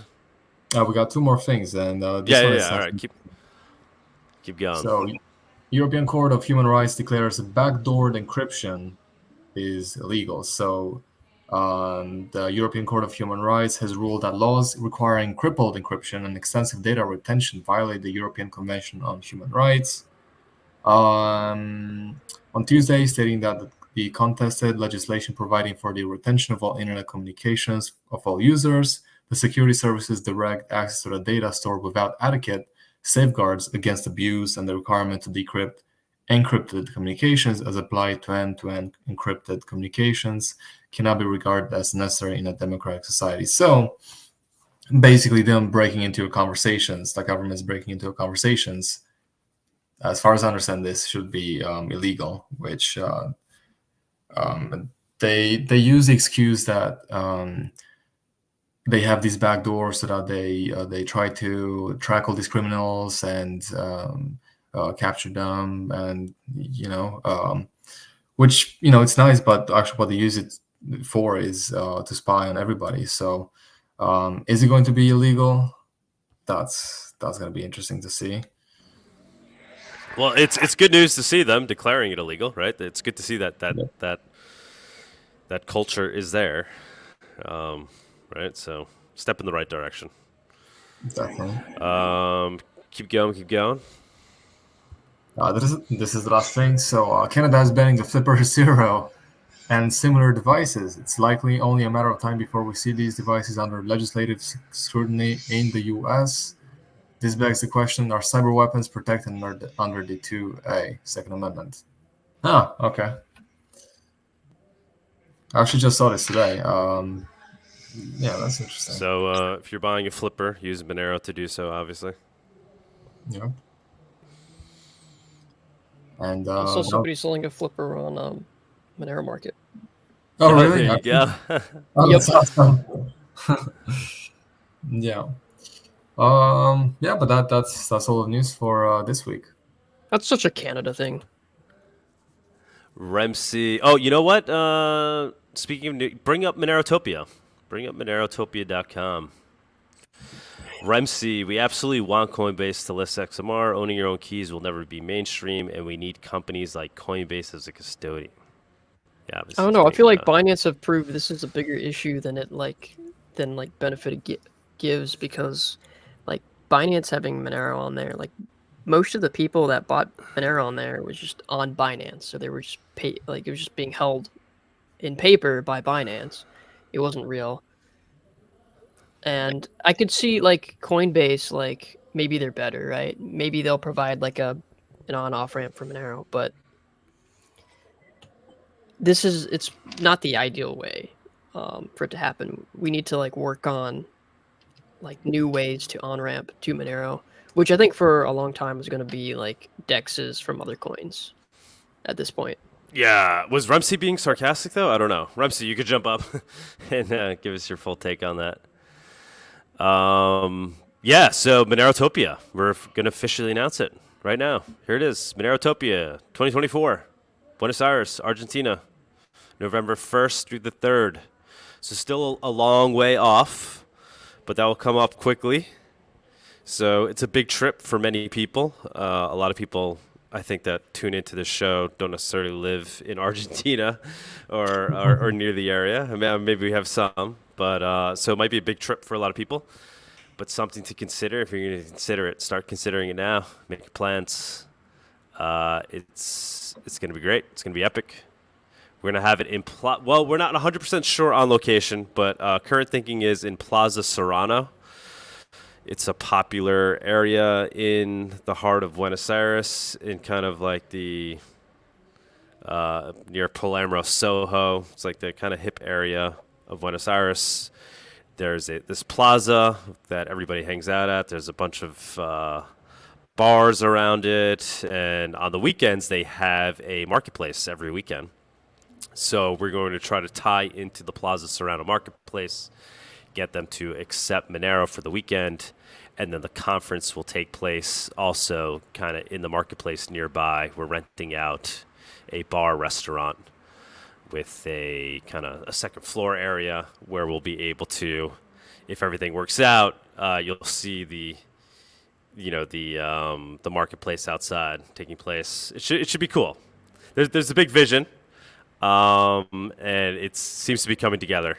We've had a good conversation with the owner of the bar. He seems very open and accommodating to our needs. And so we'll do it on Friday, Saturday, Sunday. The marketplace will be rocking. Hopefully we have good weather. That's kind of like the only thing that can go wrong. Although anybody who came to Mexico, that was there. We did experience bad weather there, but it was warm, so it wasn't too bad. I mean, obviously, Yeah, obviously in Argentina, it'll be warm as well, but it might be. I don't know. I don't know if they're built to. In Mexico, like I don't know if you guys. Tux, do you remember that when it poured and how the marketplace kind of responded and they kind of kept going? They had all their little tents up. I mean, we had that kind of dome, right? And that worked. Yeah, pretty we had well. the dome was awesome. That was epic. We had the worked rain pretty coming well. down, the thunder in the background, and we had like the entire Monero panel up there. That was like fantastic vibes. But the marketplace outside, I guess they're used to rain, so they like kind of huddled down for like an hour, and then they just like reopened. But I'm not sure that this marketplace is as resilient as that one in Mexico. Kind of a different style. So hoping we don't get rain. But other than that, it should be super cool, and we'll have the experience of the marketplace, plus the talks that will be taking place inside. Everybody hanging out at the bar. Obviously, everything will be Monero based. So yeah, if you want to buy a ticket, I recommend jumping on that because we will slowly raise prices as we go. VIPs, I don't know how many we're going to have. We haven't decided yet. It's going to kind of depend on the location. And where we go for the speaker dinner. That's the big thing. The big difference between the VIP ticket and anything else is the speaker dinner. We'll select the location for that, and I assume a lot of people are going to want to do that because it ends up being a very nice party, and you'll hang out with all the speakers and everybody. So highly consider that one if you're interested in that and grabbing it, because we're gonna, I'm sure, have to limit it at some point. The regular general admission we have listed for $89. Obviously, we try to keep it super cheap. The expense is going to be flying down there, right? But Argentina itself is very reasonable. If you've watched this show, you know that already. You know that crypto is big. It's naturally growing there in Argentina. So there's just so many reasons why we're doing it there. So $89, and then if you're a local, $25, and we'll keep that price at that price. So anybody who can't afford the ticket or whatever is in the area, has made their way to Buenos Aires to attend this, and if money is the issue, just buy the $25 ticket. We try to get as many people involved as we can. And so this is also, it's going to take place alongside La BitConf. The same time, same weekend, just in a different part of town. So anybody that goes to Monerotopia, if you want, you can go visit La BitConf. You'll have to buy a ticket for that, but they're very reasonably priced as well. Oh, so is that the same time? Not like following? Yeah, no, we're going to do it during the same time because this marketplace is only open on the weekend. Oh, I see. The thinking is people can still go Thursday to La BitConf. And, they could go back and forth. We're hoping that we get some BitConf people to come check out Monerotopia as well, especially because it's at Plaza Serrano, and it's like a touristy thing to do anyway. Like, if you're going to Argentina, most people go visit Plaza Serrano anyway. So we're thinking if we get the word out to the BitConf people, maybe they'll be stopping by the Monero marketplace to check it out. We get a nice How far is it from crowd the there. BitConf venue?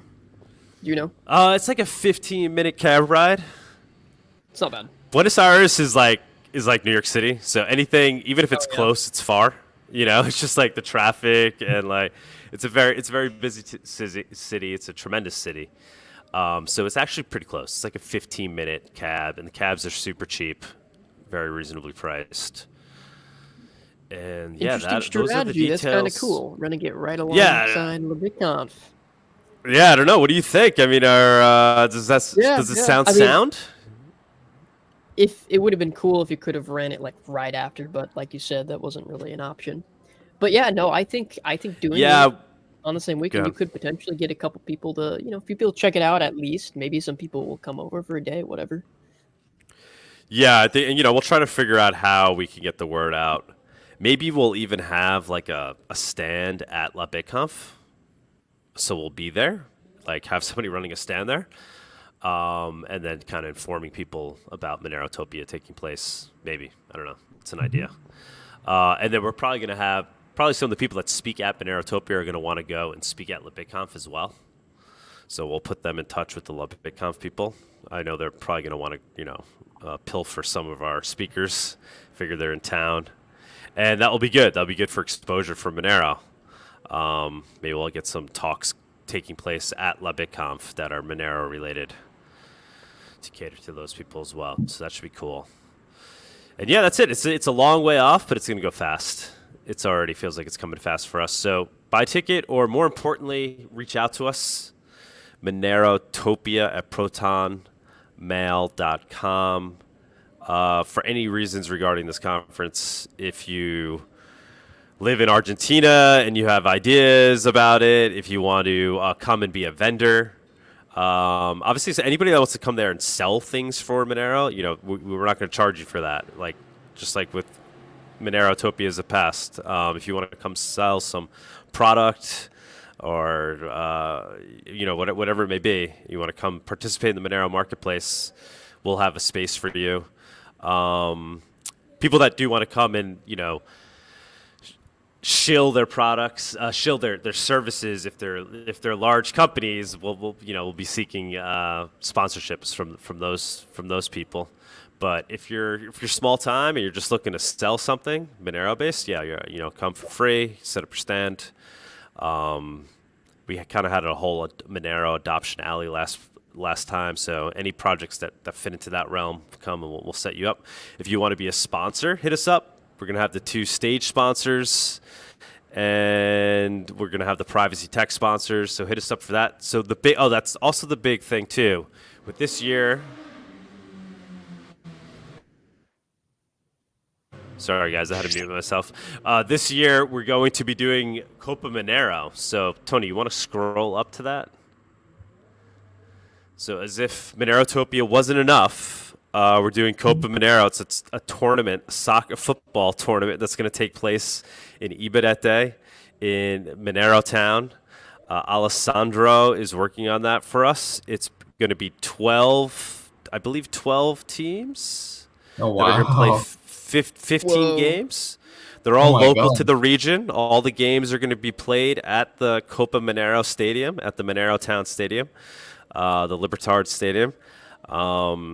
They're all going to be live streamed, and we got like a company that does this professionally for leagues in Argentina. So it should be super cool. So all the games will be live streamed, and they're going to take place over the course of 6 months leading up to the conference.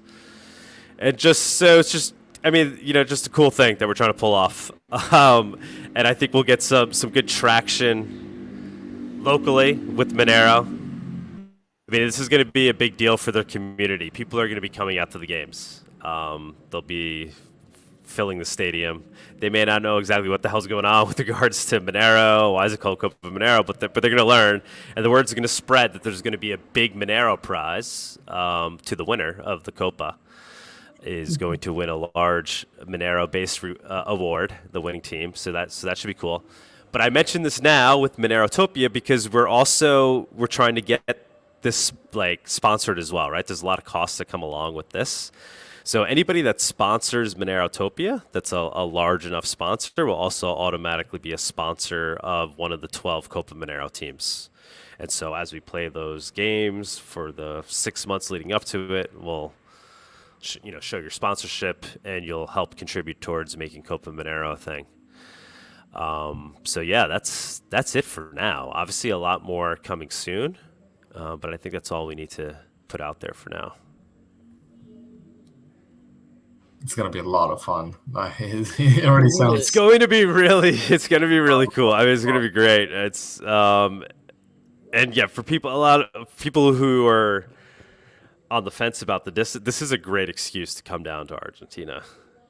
And there's amazing things that are happening down there right now. If you are a libertarian, it's a great place. It's kind of like the Mecca of one of the Meccas right now, places to visit where liberty is blossoming, right? Fingers crossed, but that appears to be the case with what's going on. So it'll be very exciting. Good excuse to come down there. If you're a steak eater, oh my God, well worth it right there. Yo, I'm moving already. It's going to be fantastic. It's going to be good. It'll be right before the holidays too, so you could do your Christmas shopping, right? That's what I'm thinking too, right? People can bring back all their Christmas gifts paid for with Monero at the Monero market. And it's far enough away from Monerokon that we won't conflict in any way. So that was part of the goal too, with doing it in November. How is November like season wise in Argentina? Is it still fairly warm or? Yeah. It's hot.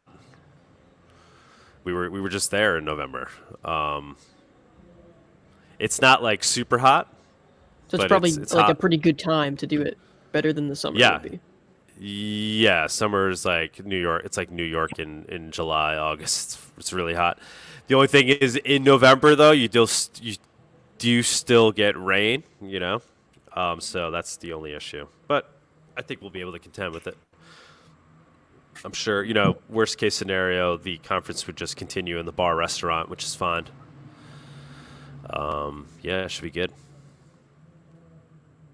That's it, guys. That's all I got on Monerotopia. Monerotopia.com. Okay. And we can move on. I guess we'll bring up the special guest, right? Tony, you're good with all the news? Yep, that was it for this week. Yep. All right. Thanks, Tony. Let's do it. Let's run the guest segment. Yeah, stick around if you can, Tony. The Monerotopia guest segment is sponsored by Cake Wallet. Store, send, receive, and exchange your Monero and Bitcoin safely on iOS and Android too. Cake Wallet is open source, and you always control your own keys.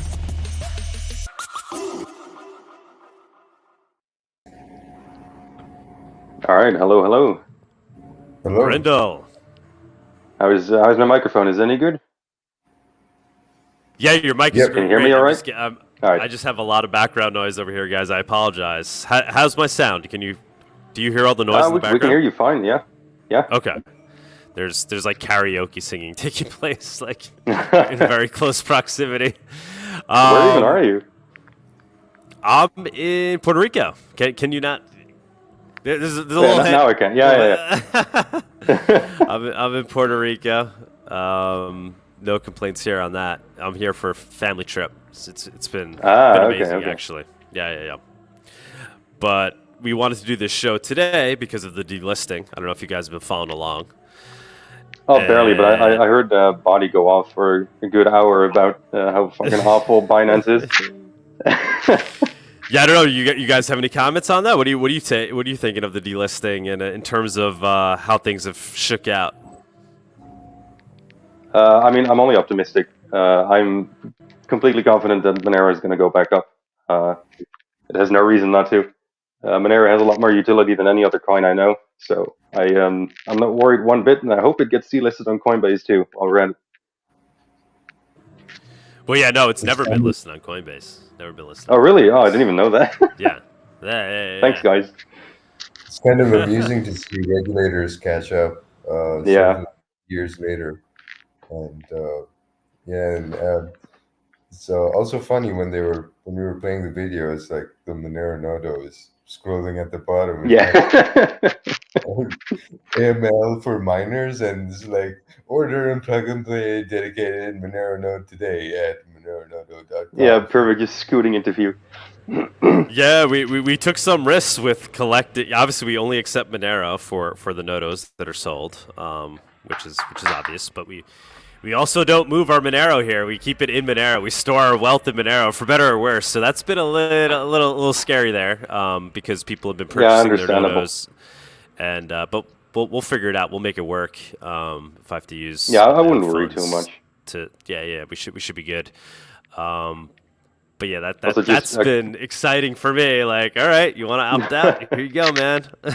But yeah, I'm excited to see it build back stronger than ever. But yeah, we wanted to bring you guys on because I think we are finally ready to show the nodo, right? Brindel, you have it. Hell yeah, in your hands. I have it. It's real. I am touching it as we speak.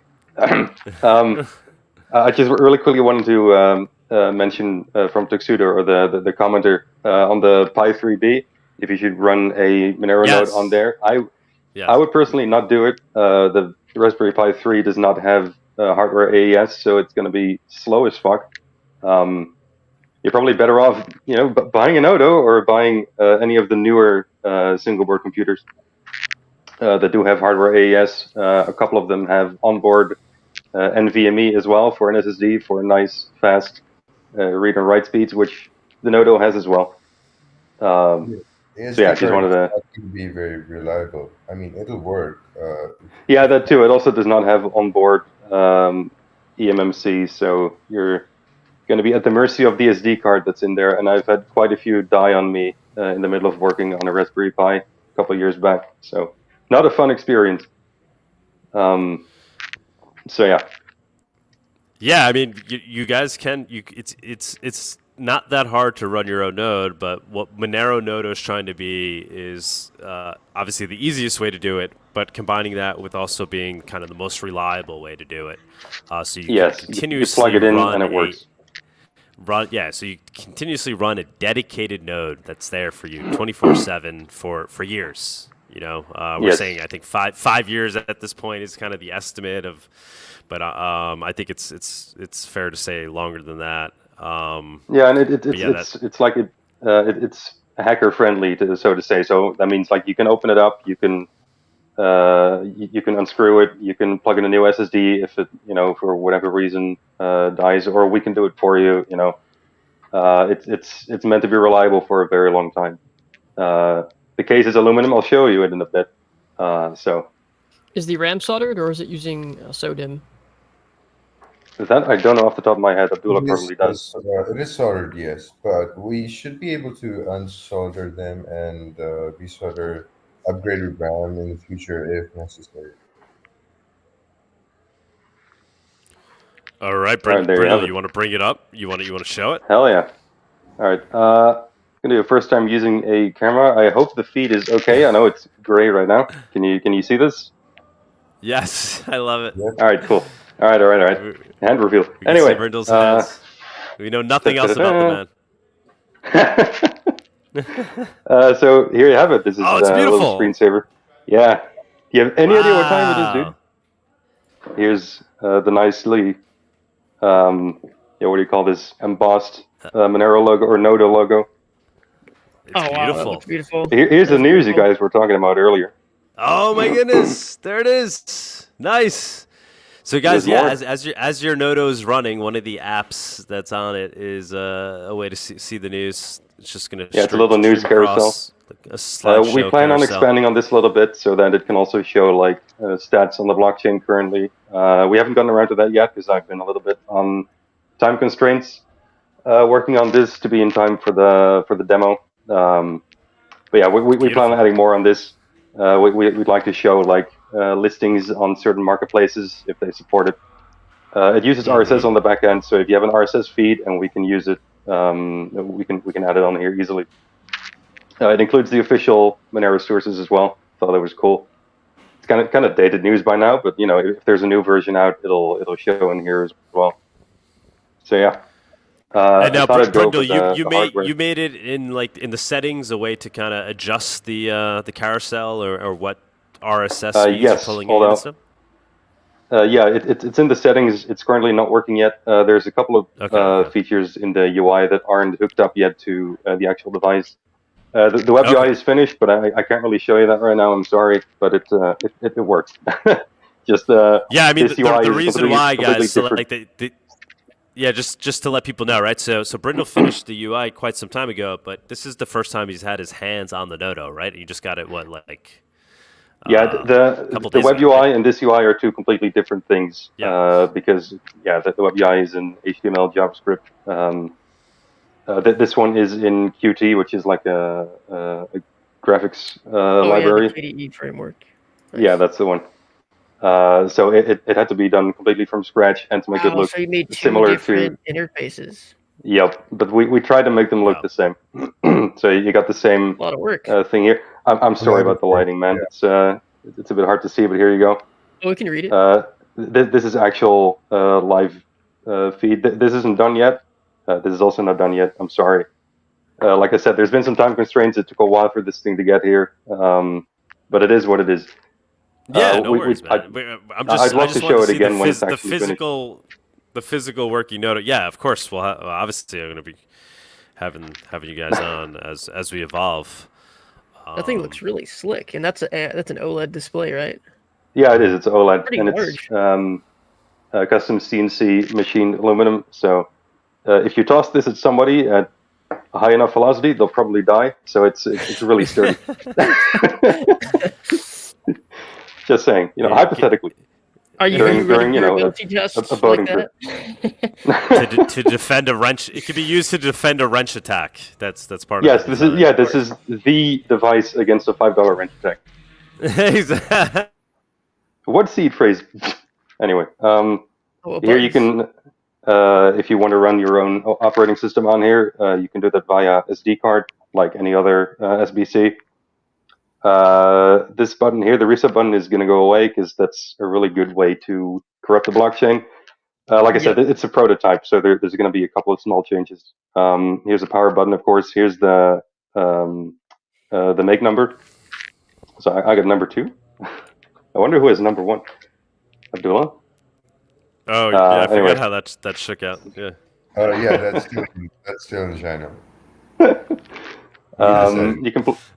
You can plug in an HDMI. The power source is USB-C, so you can plug in your phone charger if you wanted to, or really any USB-C as long as it draws enough power.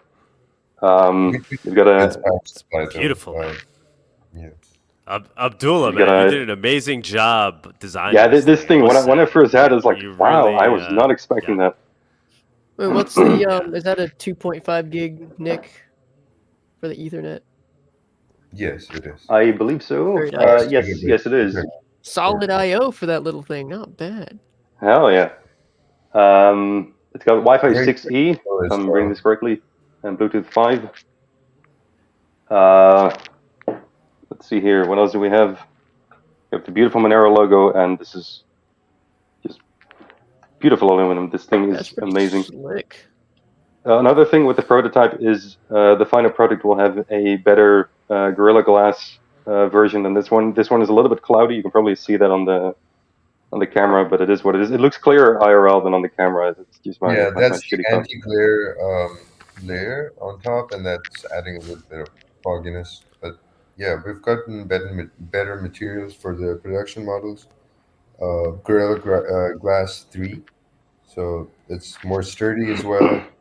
There are a bit of a design details as well, just like the display is slightly recessed inside, so the orange border or bezel you see on the outside, that's actually gonna be like a protective barrier if in case it drops and things like that. So yeah, a lot of detail. Can't wait to go ahead, Dex. Boot from USB. News. Sorry, what was that? I was just asking if you wanted to use like an external OS, are you able to boot from USB? Or yes, actually, there's a recessed button here that says boot. If you plug in a USB here and you press this one, it'll load from the USB. Nice. There's no special button for the SD card because it'll always boot from SD card if there's a bootable OS on there. So, and the recovery button, which is there's a bunch of scripts on here that if the blockchain for some reason corrupts or something, it'll reset it. It'll try to recover first, and then if it can't, it'll reset it.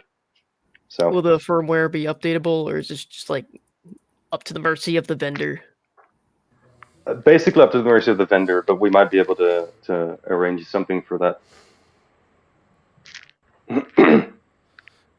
Oh yeah, it also does auto updates. I'm in awe of the Nodo right now. Yeah, it's beautiful, isn't it? I thought I might intro a little bit the project for people who might not know or have heard of it. please do, and cover all the features that this thing offers. Well, the question we started with, can this run? Can I run a full node on a Raspberry Pi on an SD card, for example? Is actually a classic example to that the Nodo addresses. And that was the idea, that the hardware limitation with many single board computers. There was, that's how it started. I could see, a lot of people struggling to run their nodes and the different types of ports and inputs and outputs, and that presented various types of bottlenecks and code discrepancies. But yeah, and Pinode XMR had the basis and framework for the software for all single board computers, not just Raspberry Pis. And so, with that as a starting point, and the need to streamline and optimize something for software for a particular hardware stack, yeah, that's when I kind of reached out to Doug in late 2021, and we got to talking, and with the patronage and support, and as well as with support of other community members, yeah, we started with something, and the end result that you see here is quite different from where we actually started, and oh, for sure, yeah. Yeah, and I should point out that Doug has been more than just kind of a passive benefactor. His vision and kind of ideas brought in a lot of changes, such as the larger display that you see, as well, and the news kind of feature, and so it's been really a very fruitful collaboration. And so what you see here is essentially bespoke hardware. The chip inside is can be found anywhere else on Earth. It's completely unique in its configuration, and as well as state of the art for now. Technology is always moving forward. It's always evolving, and computational power increases every year. But today, this is one of the fastest single board computers that you could buy for any purpose, not just for running a node. And yeah, I think the car picks it up. Monero specific design to accommodate the needs of a blockchain for several years, and that's kind of also the problem with a lot of the smaller and slower storage things like SD cards and NVMe, SATA SSDs, so which are slower. Right. And so it's yeah, we're very proud to have reached this milestone. It's been a labor of in time-intensive project with developments, many simultaneous developments at the same time, and so yeah, since then we've increased the size of the display, which is now which is now an OLED with Gorilla Glass, and a 45 watt power supply, and an increased storage capacity. So we started with 1 terabyte, and now we're offering 2 terabyte by default. And so that really allows us to push the longevity of blockchain support to well past 5 years, to close to around 8 years or so, could be more. And oh, for sure, yeah. So yeah, we'll be shipping these pre-synced. So you'll just have pretty much to plug these in and sync the blocks that have yet to be synced since it was last synced. And also, we've identified a team for the security audit who are standing by. Yes. While great, bug fixes, get all this working, it took quite a lot of. I can vouch for the work that Brindel and other developers have put in to get us to a functional prototype on the software end, and we'll continue to polish and refine. I'd like to add some detail there too. We earlier in the news you were talking about Vtnerd's light wallet server, which also runs on this thing. You can we've talked about this before. You can run if you have a light wallet, you can use this as the light wallet server, which adds the added privacy of having it in your own home instead of having it on some dude's server. But on top of that, we would also we're also working on including AppArmor out of the box, so that each application on this thing runs sufficiently isolated, so that if something goes wrong somewhere, like there's some exploit maybe in the light wallet server, it won't actually trickle down to other things running on it. There's also a block explorer, which is not shown in the on-screen UI. We would like to keep that just on the web UI. But yeah, also to answer the question on screen, is it normie friendly? We're aiming for it to be as normie friendly as possible. Like I said at the beginning, you plug it in, and you've got a node. There's a networks tab where, again, this isn't entirely working yet, but it'll show the local address and the port, and then a QR code which you can scan on your wallet, like Cake Wallet or Monero, and you're connected. And it can also work through Tor, which also runs on here, but it's not fully functional yet, but it will be. And I2P, this thing was designed to be as normie friendly as possible, right? It was It was built out of that need. Yeah, it was built for me, right? It's like if Tumen can use it, anybody can use it. I'm very lazy with my, I know what needs to be done, the right things that need to be done, but I just want like a thing that does it for me. And so that's a lot of what Nodo is about. So it's a way to easily run a node and secure the network. Everybody's always talking about it. Now no excuse, plug and play, boom. And then it also becomes a way to use Monero in the best way possible with regards to the Light Wallet server, and just using your own node. Even if you're just using your own node and you're not using the Light Wallet server, you're running Cake, but now you're pointing it to your Nodo. So you're using your own node, and there's security and privacy that comes with that. So it just becomes the best way to use Monero, and then the Light Wallet server just takes it to the next level. We're working with Cake Wallet so that you'll be able to use the Light Wallet server on Cake Wallet. We could bring Tux up. Is Tux still up right now? Hi, I'm still Tux here. Can maybe comment on that. Tux, you want to comment on that? Like what needs to happen on the Cake side for us to get to the point where somebody could easily run the Light Wallet server on Cake and integrate with their Nodo? Yeah, we still have to get the Light Wallet server support integrated, and that may or may not be done before the Monero core libraries for Cake Wallet are rewritten to Rust. So we may have to wait till that's finished, which won't be a really long time, but we'll see. If it looks like that's going to take a while, then we may end up just integrating Light Wallet server into the current implementation of Monero for Cake Wallet, so that it can be used by people sooner. Okay. So obviously right off the bat, anybody using Cake can use the Nodo just to point, make that your node, right? As opposed to some random node that Cake is supplying. But yeah, Light Wallet server functionality, not yet on Cake. You can use it with the My Monero wallet. There's some other wallets that use the Monero, the My Monero server as well. But yeah, not Cake yet for LWS. Nodo is Cake Wallet for running a Monero node. Yeah, basically, that's basically what it is. Yeah. Simple and easy. Like I said, the Light Wallet protocol is public, so it should be easy to implement, and I'm more than welcome to help out if necessary. It's pretty straightforward, and we'll figure it out eventually. I have no doubt. Yeah, for sure. Yeah.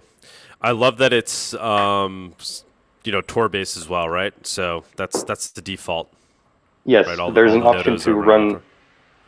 Well, it's not the default because for ease of use, but it's one toggle away, and either you run like a way to connect to the node only through Tor if you want to, or you can run the entire thing through the Tor network if you feel like it. We don't make that a default because it takes quite a hit on the sync time, which not everybody is waiting for. But it's still up for debate. I personally think it's better to leave it off by default and let people turn it on if they enjoy the privacy. Well, it has its other uses as well. For example, if you can't be bothered with port forwarding and things of this nature, then yes, that's a good point. Or in which case you can use it remotely, like you're outside your house, you're at a restaurant somewhere, or away from your local network, and you could still be able to use your node to process transactions. Yes. Yeah, that's really important to bring. Yeah, that was so it actually makes it more user friendly, right? In terms of default using it with Tor. So well, yeah. Oh, in that case, yeah, no, but that is on by default. Yes, I meant like the whole routing everything to Tor is not on by default. And it's really easy to toggle them on and off. It's just simple, like, on your phone, how you would switch on. Yeah, and off. it's 3 taps away. It's as straightforward as that. There's a switch, and yeah, there's some fields. Maybe it gives you the address, and that's linked to the QR code. So it's all pretty straightforward once you know how. Yeah. The true test will be when you send me my Nodo and I plug it in, and we see how quickly I get the developer space, node they up call and it the running, monkey test, but I don't. and connect it to my Cake wallet. Let's see. It's great though. I mean, we have a great we will figure out any issue. Yeah. I'll get my mom to try it as well. We'll If she make can it figure it out, you as can figure it out. smooth as can be. Yeah, it's gonna be I should like point out butter, that, like butter. The Monero node has been built and is synced on the Nodo, so it's working right now. It's as a node. It's just some features like the LWS, we just haven't plugged them in yet. But yeah, it's only the UI on the screen that isn't working yet. On the web, the web UI is fully functional. Yeah. Yep. Florida is saying, I will not trust this product having been developed in China. Privacy crypto too mission critical to have components be built by one of the most authoritarian regimes in human history. Well, which device do you half trust the then? crap you're using right now is probably like assembled and manufactured in China. Yeah, if you say you can't buy, go build your own something chip. in China, then you can't use anything essentially in today's. Yeah. Which I mean isn't like replacing that argument necessarily, but that's just like the reality of. Well, I mean, it's a valid concern, but it's find an alternative. We have taken steps to mitigate security concerns to a very great degree. As well as an independent security audit. So rest assured, I mean, you're not holding any funds on here. So yeah, that's another thing. You're not putting your private keys on this thing. This thing will only host the blockchain, and optionally, if you want to, and if you have a wallet that supports it, your public key. But that's completely up to you. You don't have to use it. It's not holding you at gunpoint for that. But in no case are you putting your private key on this thing. Right. If anything, your view key if you use the LWS, right? Yes, optionally. Even then, we've severely limited the ability to remotely change any variables in the system. And that partly is due to AppArmor, and I think Brindel mentioned that. And that's basically saying putting read and write permissions on files which have variables. And so it's not going to be easy to hack in and change like your mining address to a different address, for example. If that's and you'll pretty quickly realize what if it happens at all. You'll realize it pretty quickly. Appreciate good documentation in regards to privacy. Thanks for your explanation. No problem. Yeah. Thanks for your question. It was a fair question. question. Project, security has been pretty much at the forefront of everything. Yes. Another inclusion for security is the real-time clock. So if you imagine a computer, a PC motherboard that has a small slot where you insert a round battery, most single board computers don't have that. They rely on a battery that you plug in separately to maintain the accurate time of the system. And that's you do that because that's a vulnerability. If there's a difference between the time that actually is and the system time. Right. That's a flaw. So maintaining time is very important. And so as part of the custom chipset, the single board computer has its own battery module, its own time clock on board. So you can't just unplug the clock. And so even for physical from the physical side, we've got things covered as well. Right.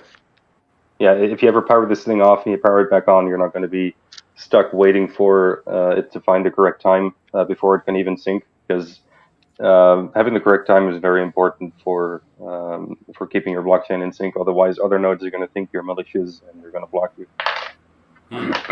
So yeah, it was a good addition. And like I said before, no, go ahead. Just the detail that's in the Nodo. It's we've put a lot of work into this project, guys. Yeah, we like Congrats. it. We like Congrats, to. by the way. Cheers. I know we're not at the finish line yet, but cheers. Well, we're pretty damn far at this point. Cheers, man. Yeah, even Abdullah, cheers, man. Amazing job. Yep. And I think this is just the beginning. I mean, we've got this far, and it's been a real accomplishment to everyone involved, even the other people behind the scenes. But I would say that going forward, things like mining restrictions. I mean, this is going to be a problem, and compliance is something that we've run into essentially as well. So be prepared that in the future we might just ship these out without anything on it, because that becomes a thing. It's a miner. If we ship these as a miner, for now it'll be fine. But when we started, none of this was on the table. Like nobody was talking about regulating miners and asking for their energy, their location and stuff. So things have been changing, and we've had to adapt. And so it's kind of like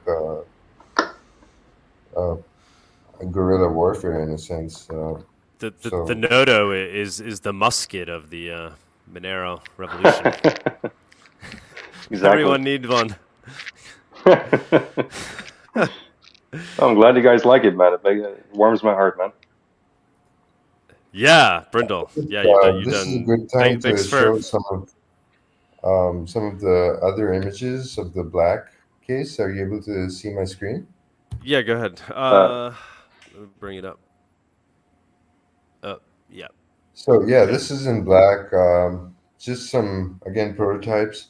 I should point out that we're getting rid of this reset button because it's a hardware button that it's a hardware reset that we're unable to reconfigure, and it's just how Blockchip is configured. And so we're gonna be getting rid of this. And most single-board computers have a reset button that'll instantly reset the device, which is not something you'd want to do when there's a node currently syncing. That's how you get in trouble. Well, there's a difference between a hardware reset and a software reset. The software reset can be safe, so it shuts all the programs down safely and then reboots. Right, like a reboot, yeah. And so we're going to reconfigure that to the power button. And so short press is going to be like 3 seconds or so.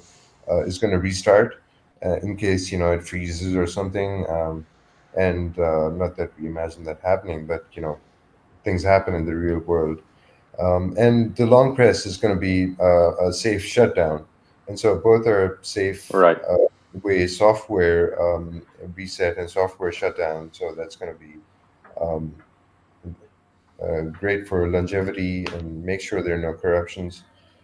And so, this is in black. Again, it looks really slick. And this is in bright light. So it looks lighter than it is. And this is an image that shows the internals. Which answers the question. It is indeed fanless, and the case is basically the heatsink. So it can feel a little warm. That's a good sign. So the entire enclosure is essentially dissipating heat, and that heat originates from this rectangle here, which is where the CPU is. It's precisely positioned according to where we're placing the PCB inside. And so, this is a thick column of aluminium, solid aluminium that starts to absorb heat from the CPU, and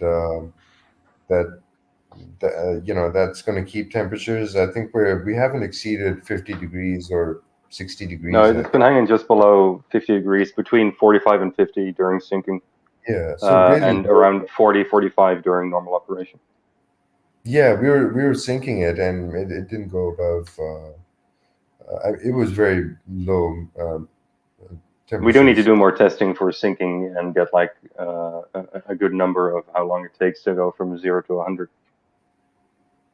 We'll get those numbers out there as we plug them in. We'll get you the mining hash rate as well as. I'll get to that in the coming week. I'm gonna have a few busy days, but after that, I'll definitely get to it and publish them. Right.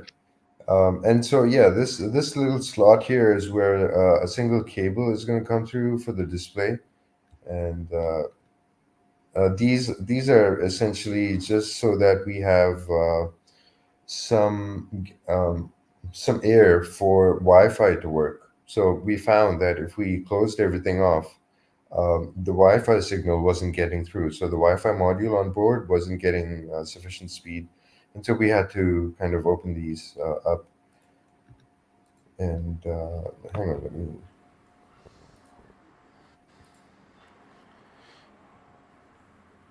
We should mention, so the orange ones are sold out, right? The Founders Edition, we're not releasing any more of those? Yes, and we've had to kind of incentivize the early adopters, and so which is fine. So yeah, if you weren't one of the first, are accounted for, but the black and silver are still available, and I'd say they look really good. I think we were more interested in the in those colors than the orange. Awesome. So I personally think the orange is beautiful. Colors. These are never gonna these are not limited in any way. You can buy them as long as we sell Monero. And yep. Sweet. Did we cover all the features? I think we did for the most part, right? Did we? Yes. We left out? The only thing I didn't mention is there's a block explorer on it, but that's only in the web UI, so that's not something I could show. Sure. I think we missed showing the night mode. I'm not sure the camera is really going to do it justice, but no, probably not. But it's got a night mode which throws a red shade over everything. Yeah, it's going to turn everything red, so it's pure red. It cuts out blue light, and because display is pretty bright, surprisingly brighter than I expected. Yeah. The thing with OLED is that it doesn't have one backlight like a normal screen does. So for like actually dimming it, we need to add that to the UI itself. We can't just call like some system call to the screen to make it less bright. It just doesn't exist. So. Oh really? There's no brightness adjustment for that display within that's a Linux problem. It doesn't have a brightness adjustment for OLED screens. Gotcha. Which also that's another small. One person at a time. Sorry, we'll get brightness working. Yeah, it will have it already has the slider in the interface, but it's not working. Yeah, we just need to get it working, but we will. Yeah, we'll get to it. Abdullah, when do you think I'll have one in my hands? What's your estimate at this point? 2 more weeks. Well, I know that's been the broken record so far, and against my best intentions, delays have, for some reason or the other, kept happening, and out of our control, sadly. Yeah, for sure. We've kept trudging on, and made slow and steady progress, and reached this milestone, and this is really the very closing point. So before we start to really put these in boxes and send them out to you. Yes. Yeah. As you can see, gonna get the UI fixed. Gonna need to do some tests. Gonna need to do some tests on the actual performance long term, and if that all works out well, it's finished. Amazing.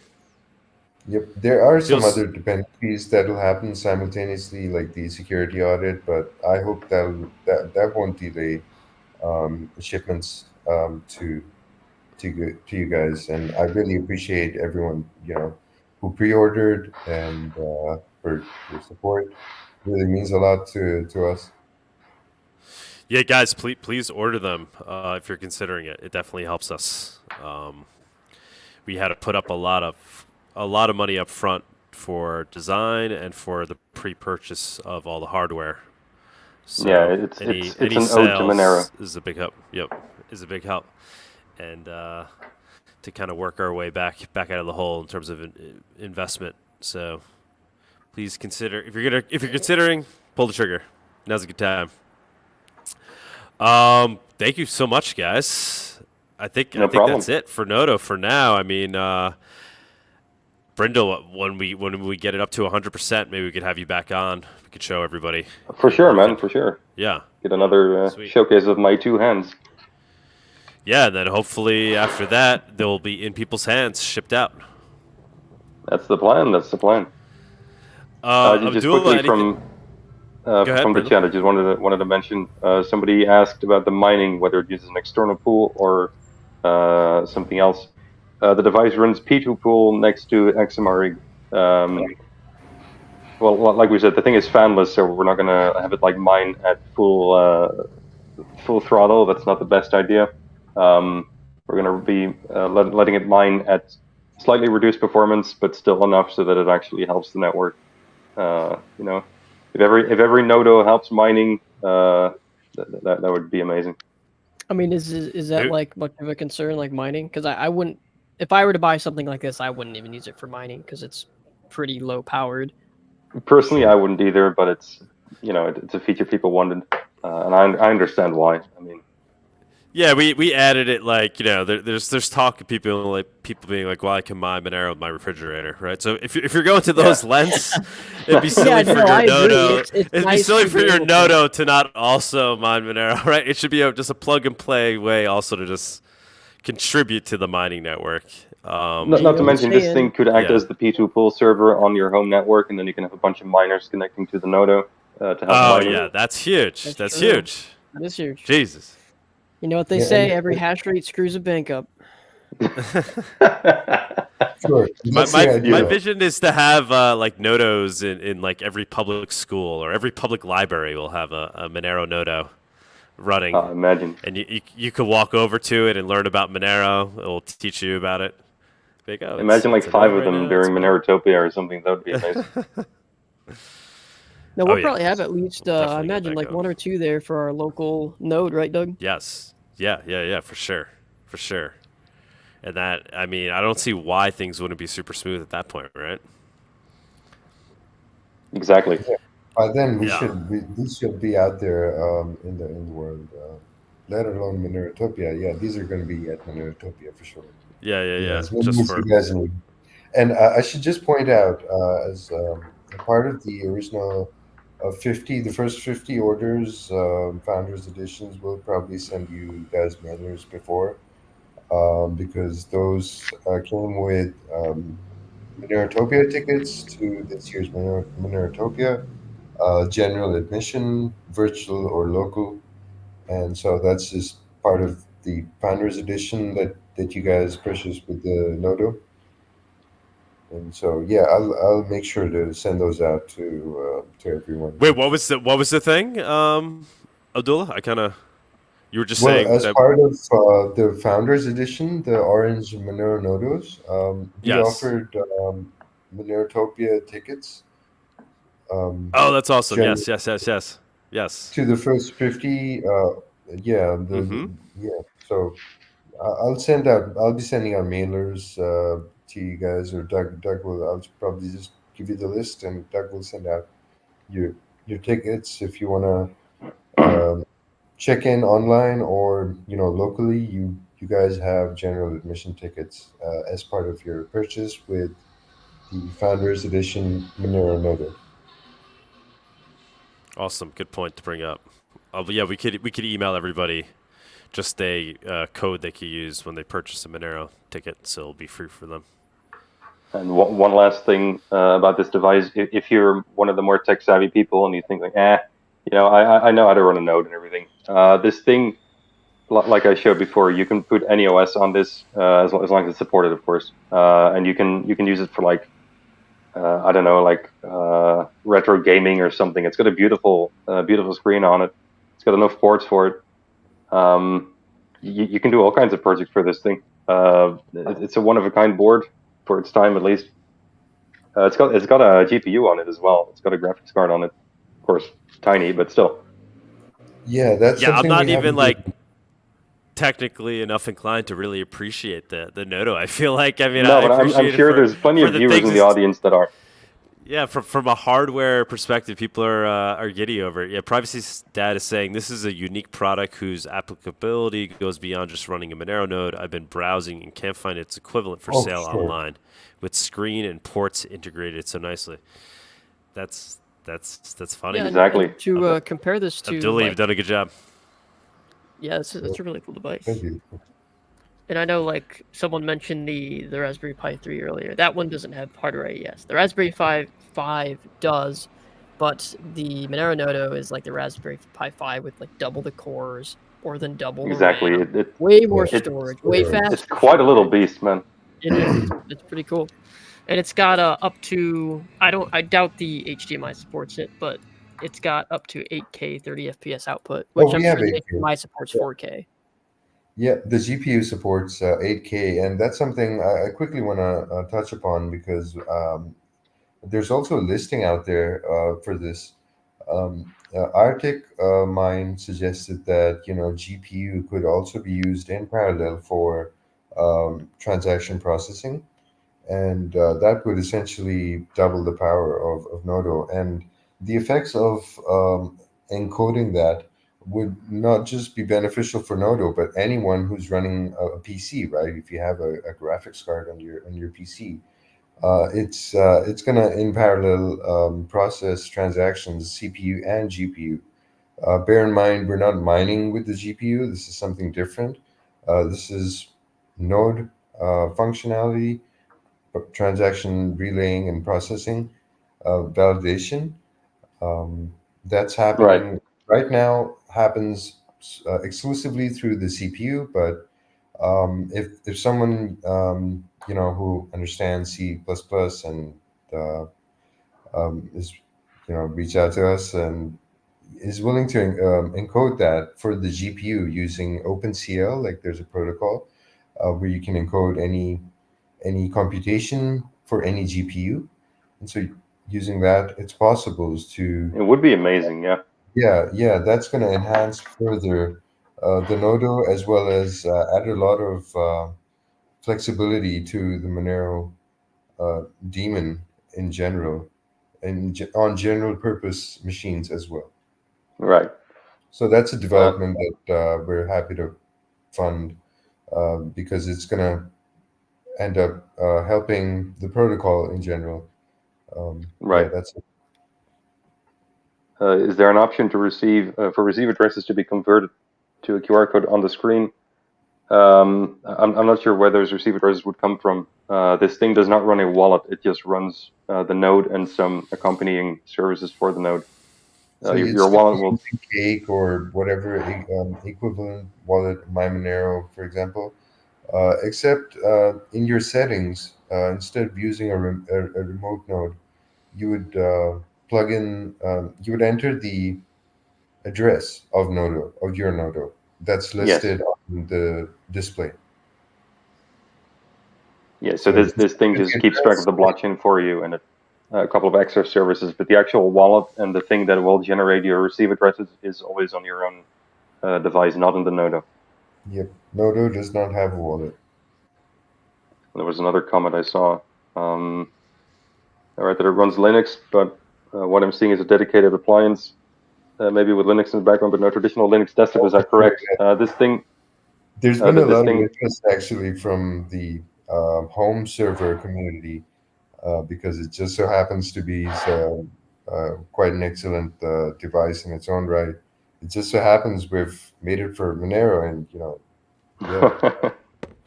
and yes, we are running Debian. We were on Ubuntu or Ubuntu. I don't know how it's pronounced, but now. Yeah, we originally went for Ubuntu, but we opted for Debian instead for increased stability and less shenanigans from the Ubuntu devs, which I'm not too happy with. So it runs Debian 12 with security updates and everything. This thing does auto updates, so you don't have to keep track of that either. It builds all the services from source, and it keeps track of updates from the individual GitHub repos by itself using the GitHub API. So yeah, it'll keep itself up to date. Dang, that's fancy. Can we add till skill 0 tier on so we can VPN interact? Yes. Out of scope. Out of scope. I mean, I have some crazy ideas on my list. I don't even share them all with you guys because I don't want to drive you guys. I don't know if I want to hear all of them. Well, that'd be an easy way to let somebody access their node outside of their network if they don't have like a domain and they don't want to port forward all that stuff, right? Tor, just use Tor. That's the simplest way. I know Tor is really slow though. Tor is the most base way. Depending on if your you network. don't want to port forward, Tor is the most simplest way, I would say. But yeah, I know about till skill. I haven't heard of 0 tier, but I think I roughly know it. It's like a dynamic DNS kind of thing. We could look into it, but we'd rather stick to pure Monero related services on this thing. But I get the question though. I think there's a way to do it without having it on the node itself, but I'll have to look into that. Like Brindel, didn't you mention once what was Crypto Grampy building? It was some kind of way to quickly spin up like a point of sale system, right? Yeah. I know the one you mean. So I think maybe that's what this guy was getting at too, where he was saying, could there be an option for receive addresses? It would have to run the wallet. It can't just be done from the node. It's not like Bitcoin where you can see every transaction as long as you know the public wallet address. No, that would have to be done from the wallet side. Unless we at some point get to a point where we run a wallet on the node, but I'm personally a little against it. Mostly because I would think there'd be a way to run it with just view keys, though. Wouldn't there be a way to just run? That's true. That's true. Because you'd want it to be a view-only device, right? So like a store could have it. It'd be a point-of-sale system. If it gets stolen, there's no private key in it. That is not a bad idea. Yeah. I told you we got ideas. I got ideas, guys. Yeah, I'll keep it in mind. That's not a bad idea at all. Yeah. I mean, that would be pretty cool. Just want to address more questions. Sorry, just very quickly. Go for it. Is it fanless? Yes, it is fanless. The enclosure acts as a passive heatsink, which means we don't need fans. So we've got this giant heatsink essentially for the CPU, and it works really, really well. And that also means it's virtually silent. It's not going to. Brindel, bring it up again. Let's see it again. Okay, hold on. I just cleaned up the whole setup. Give me a bit. No shit. I was not expecting it. Hold on. No. I'll get it. Okay. Yep. You do not want to know what I use for this camera setup. It is very cringe. It's literally it's a dashboard phone holder attached to the back of my monitor, pointed downwards to the node. But hey, it works. Okay, hold on. Okay. Cool idea to put thousands of these together to form. There we go. There it is. Yeah. Wow. Okay. All right. So yeah, it's a big block of aluminum which will act as a heatsink. It gets a little warm, but it's not like bad or anything, and it's completely silent, like Abdullah said. So just for context, this weighs 0.5 kilograms, so that's just over a pound. So in total, yeah. And most of it's down to the aluminium enclosure because everything else is pretty lightweight. Especially Abdullah's got like Steve Jobs design, like yeah, he's going on got in magic his hands. Amazing. Yeah, you can hang it up to the wall if you want to. There's like a little. Abdullah, are you tell people your background a little bit in terms of like your expertise. Right. Well, if you don't mind, yeah, no worries. I've done a stint in the big mega corporations, and I mean it's been over 10 years since I've worked in any of these companies. I quit to start painting, so I'm an artist. Professionally, I've done a bunch of exhibitions and sold a bunch of paintings. I continue to paint. I will continue to paint, past retirement, and so that's kind of like a vocational thing that I do. But I'm also a computational designer, so yeah, that's part of my whole thing, like art and design, the merger of the two things, and the intersection of that leads to some interesting places, like using science and technical stuff and in an aesthetic, artistic way, which is something that's very subjective. It's not hard. It's difficult to pin down why something looks good. And so, yeah, this is my first product, I would say, that I've kind of designed from scratch. I'm really, really proud of it. And yeah, I mean, there's a lot of scope for Monero in the future as well, with this kind of thing. In that, well, we need a decentralized. We need to be running our own nodes and not being reliant on, not just centralized exchanges, but on remote nodes as well, which presents problems of its own. And so, if you really want the most secure way of doing things, then you should really be using your own hardware. The benefit of having an Odo is that you don't need to run it on your computer or laptop, which is really energy inefficient. And yeah, an Odo is going to be really energy efficient. So fantastic, man. Testing. Yep, we hear you. We hear you. I had to move away from my lost phone. you for a It was minute. getting a little too hot there. All right, guys. Let's stick around if you can. That was amazing. I'll be here for another like 15 minutes, but then it's getting really too late here.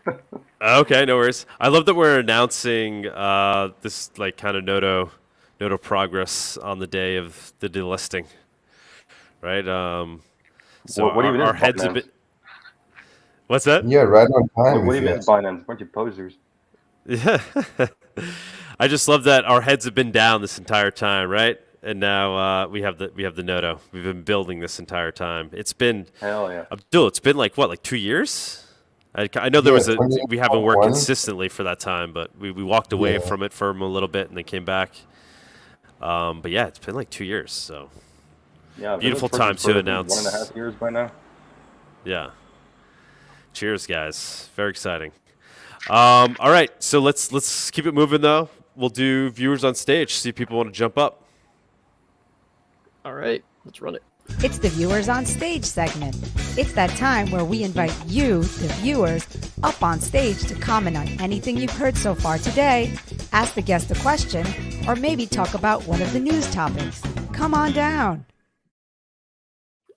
All right. Right. I'll be bringing Come on people down, up, so guys. just let me know if you want to come up on Abdullah, stage. stay up if you can, Hell yeah. please. Sure thing. Howdy doody, everybody. Howdly doodly. Hey. What's up? What's up? Wow, what a great episode right. you guys are doing right here. Like, just absolutely, completely badass. Congrats on the Nodo, on Argentina. Those are great updates. Like, really incredible stuff, you guys. Thank you. So, man. couple of things there, Doug. First of all, your Monerotopia tickets are listed in dollars. Why No. are your Monerotopia Oh, tickets Uh-oh, he's calling listed you out, he's calling you in out. dollars, Oh, it's exploded. Doug? There is no You got virtual me. ticket. I didn't see. I didn't. Are you see a guys virtual using ticket yet. WooCommerce?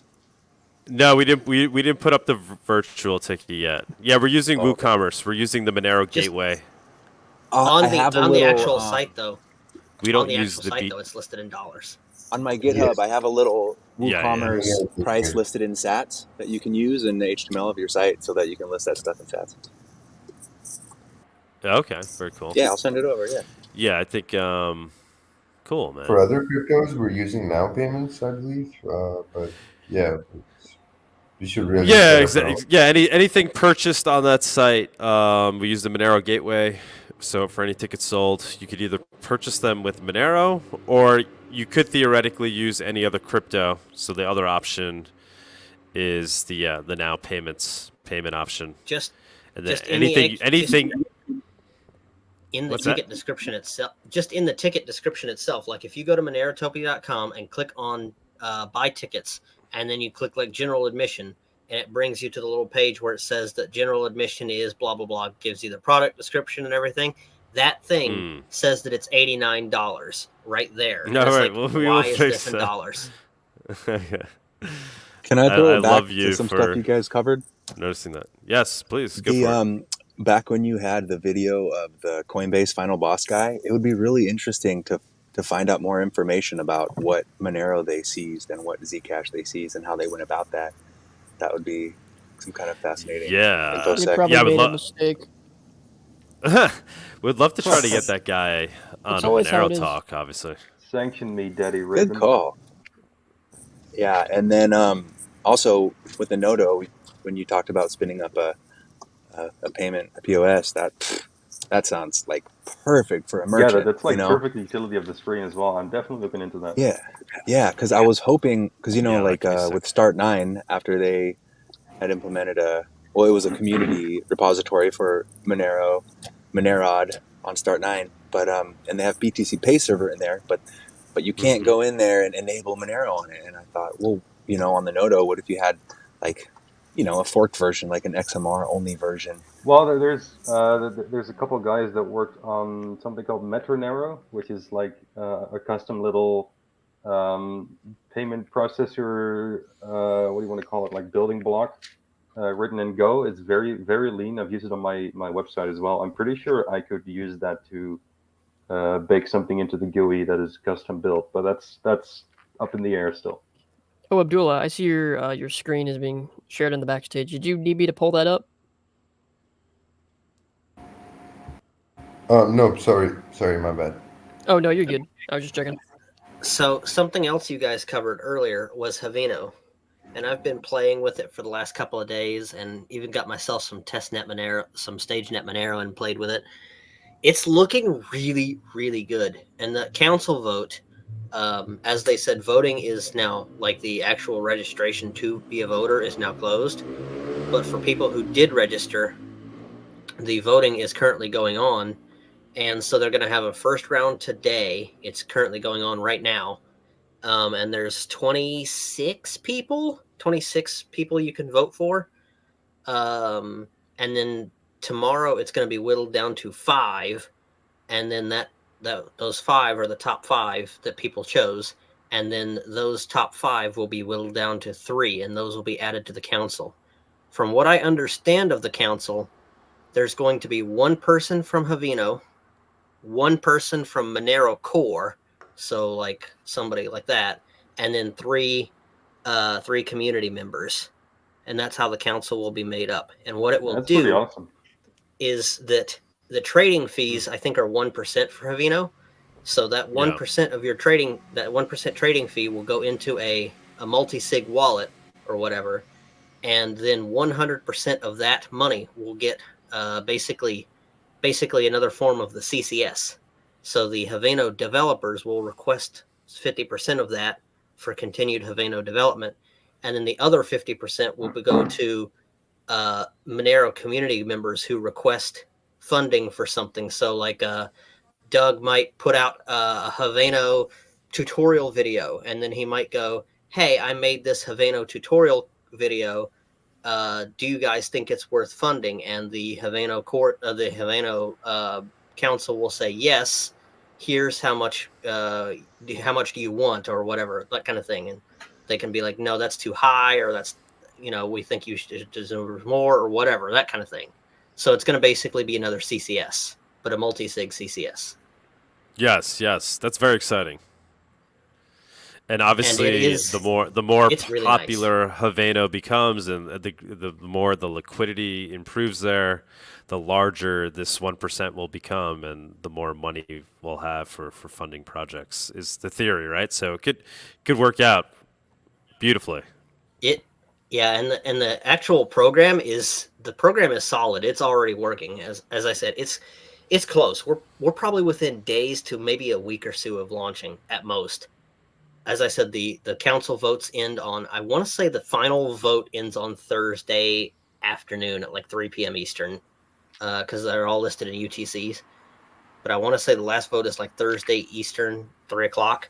And it'll probably be extended just slightly because there was a little bit of an unexpected thing where somebody just added like a buttload of people to the write-ins, because there's like a write-in phase, which is this election, so you can like write in your candidate, and somebody added a crap ton of people, so now we have to go through and if these people are in the top 5, we have to go and actually ask them if they're interested, because there's a bunch of people who probably aren't even interested that was added.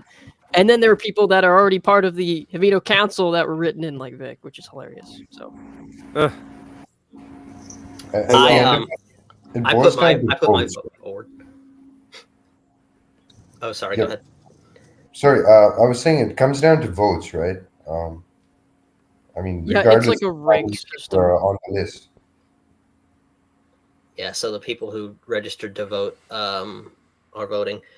I actually put my name into the ring, so we'll see. Vote for me, guys. Vote for me. Nice. Oh, nice. Yeah. Vote for me. Vote for change. You got my vote. Yeah, I'd like to talk about a few little things. So, Go for it. First of all, I don't know if you checked your email lately, but I kind of have a little surprise in there for you.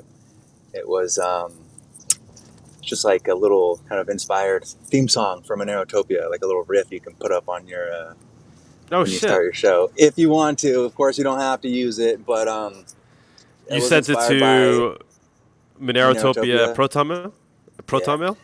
Yeah. All right. Let's and see it. There's some Latin flavor in there, you know, for our Cuban warriors and for our Argentinians, and some other little knickknacks. Yeah, just a little something surprise. And I actually had like a little bit of a presentation for you guys to talk about my trip to ETH Denver coming up really soon. But then I had to like give my brother a ride to the airport and stuff. So now I'm just like driving through San Francisco.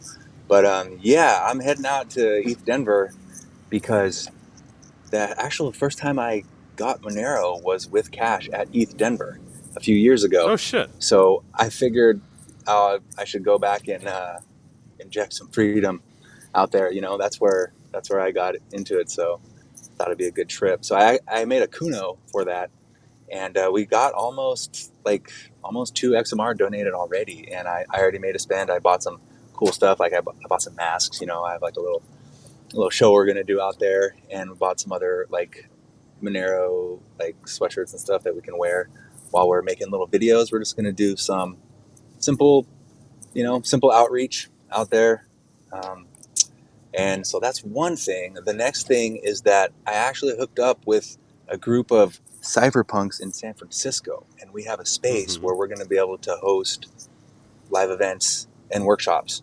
So more info coming on that soon, but I'm actually heading there right now to drop off a load of gear. And yeah, so some cool stuff. Amazing. I did want to mention something about Kuno because I learned it kind of the hard way, where if you spend out of your wallet that you're using for Kuno reads the change outputs as more donations. So on the one that I have on my Twitter page, which is, you know, the Magic Mushroom Breakfast tag, it has more Monero than we actually got donated. And I was going, what's going on? I actually thought I had donations. Yeah, that's the unfortunate downside of the current implementation of the new key, just how it works. Yeah, in Monero. but it seems like a pretty easy fix. You just coin control out or spend the whole just subtract into a new wallet. The change. Yeah. So be aware of that if you guys launch the Kunos. But yeah, that's been great though. It's been really awesome to get some donations because I had this other project that I was starting, Monero Van, you know, like Monero Chan, but it was more of like what I'm doing now. But I'm putting it all together in my mind now. Nice. This is all coming from your. I now know who you are on Twitter.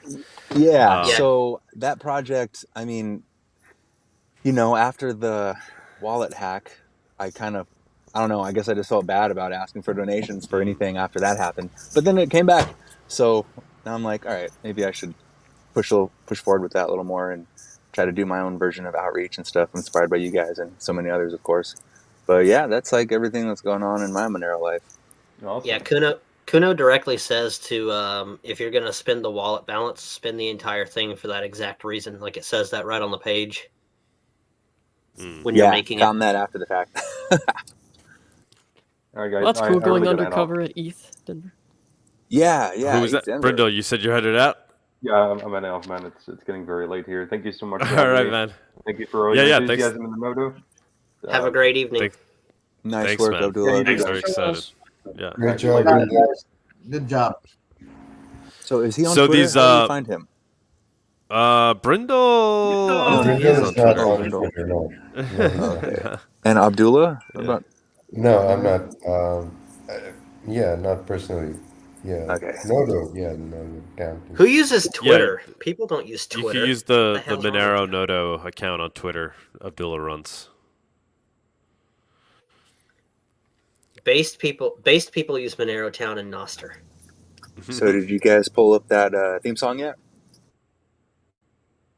Oh, I don't know if I'll be able to pull it up here. Oh, okay, that's all right. I'm not on my normal computer here.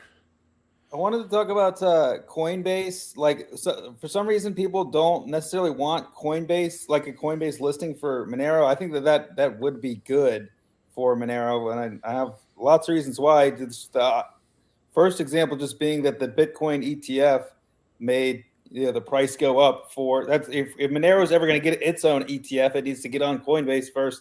And I know some people are just against the idea of collaborating with the feds, but I think that the price going up is a step in the right direction, and anything that'll make the price go up long term will be good. Yeah, that sounds good. How long have you worked for the FBI? Yeah, I completely disagree. You know, the anything that has an ETF associated with it inherently means that the cabal, which is the only one that can get away with it, me and you would get arrested for it. The cabal can put naked shorts on that ETF. Well, you and I can't do that. It gives them a completely unfair advantage. They can rig the price. They can set the price of silver to -40 tomorrow if they decided they wanted to do it. That's why the price of silver and gold are completely rigged, completely in a tight range, controlled.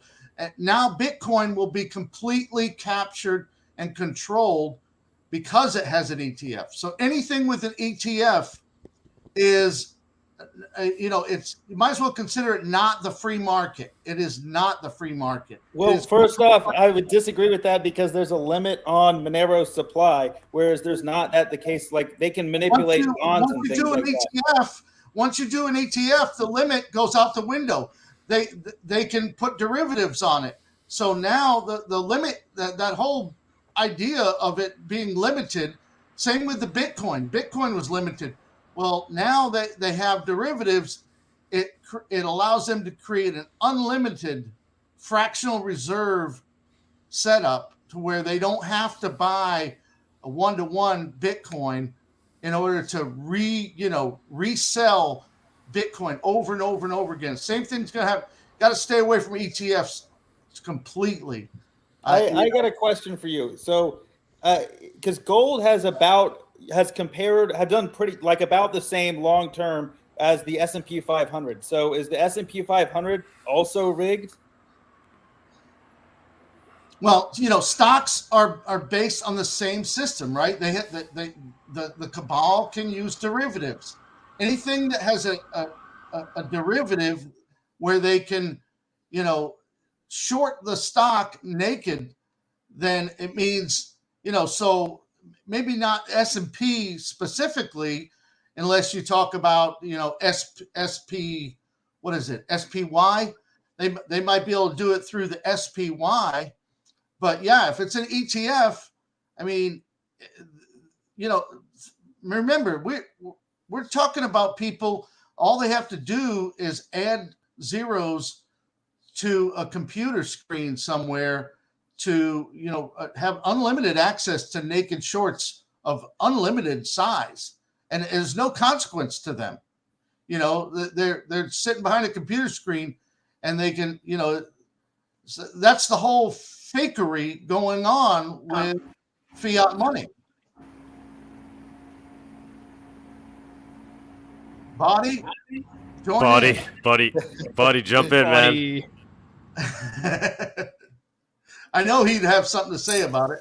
100% agree with you. Yeah, shares. Nobody wants shares. Come on. I'm I'm sitting here listening, and I didn't even realize I was on the live stream. Yeah, so I guess like I tend to think that it's a little bit of both, right? When it comes to the gold ETF, they're definitely using that as a means to suppress the price.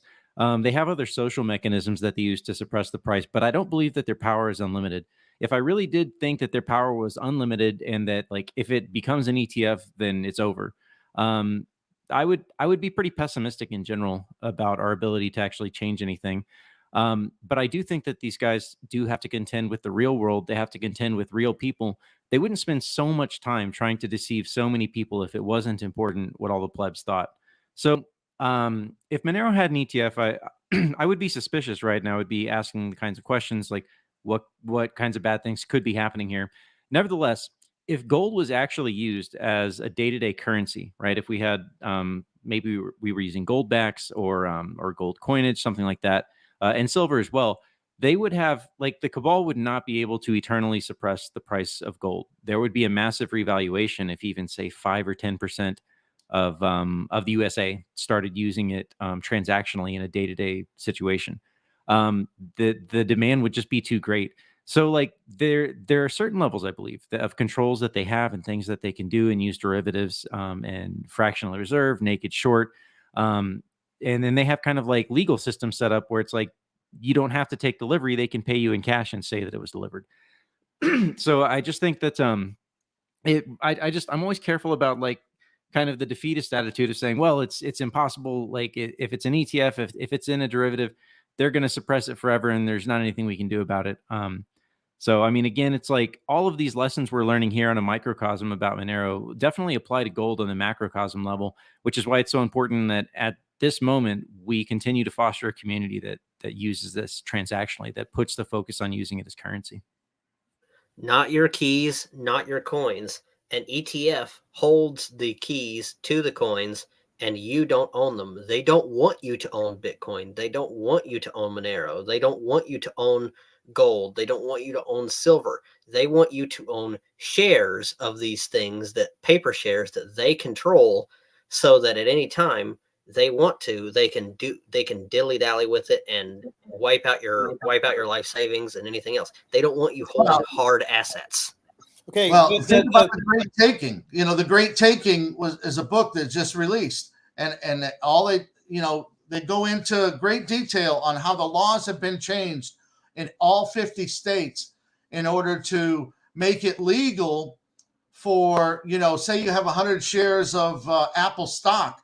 Well, when the banks all fail or all the exchanges fail, the exchange is ahead of the line behind you. You are further behind in the line of creditors who get paid off.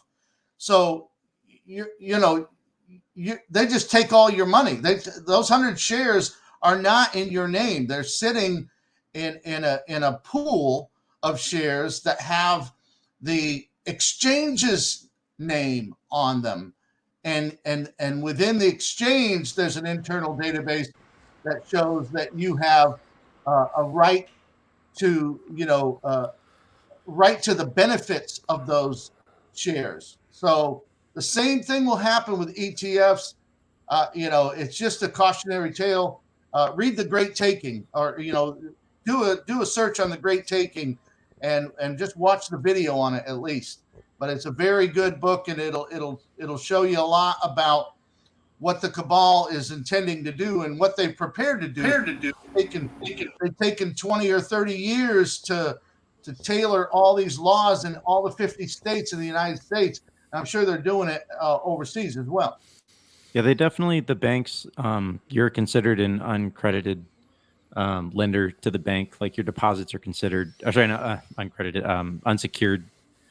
Your deposits are considered to be unsecured lending to the banks. And pretty much everyone else is ahead of you in line to get paid out. The flip side of that, obviously, is the FDIC insurance situation. And the FDIC non-insurance, we all know is bankrupt.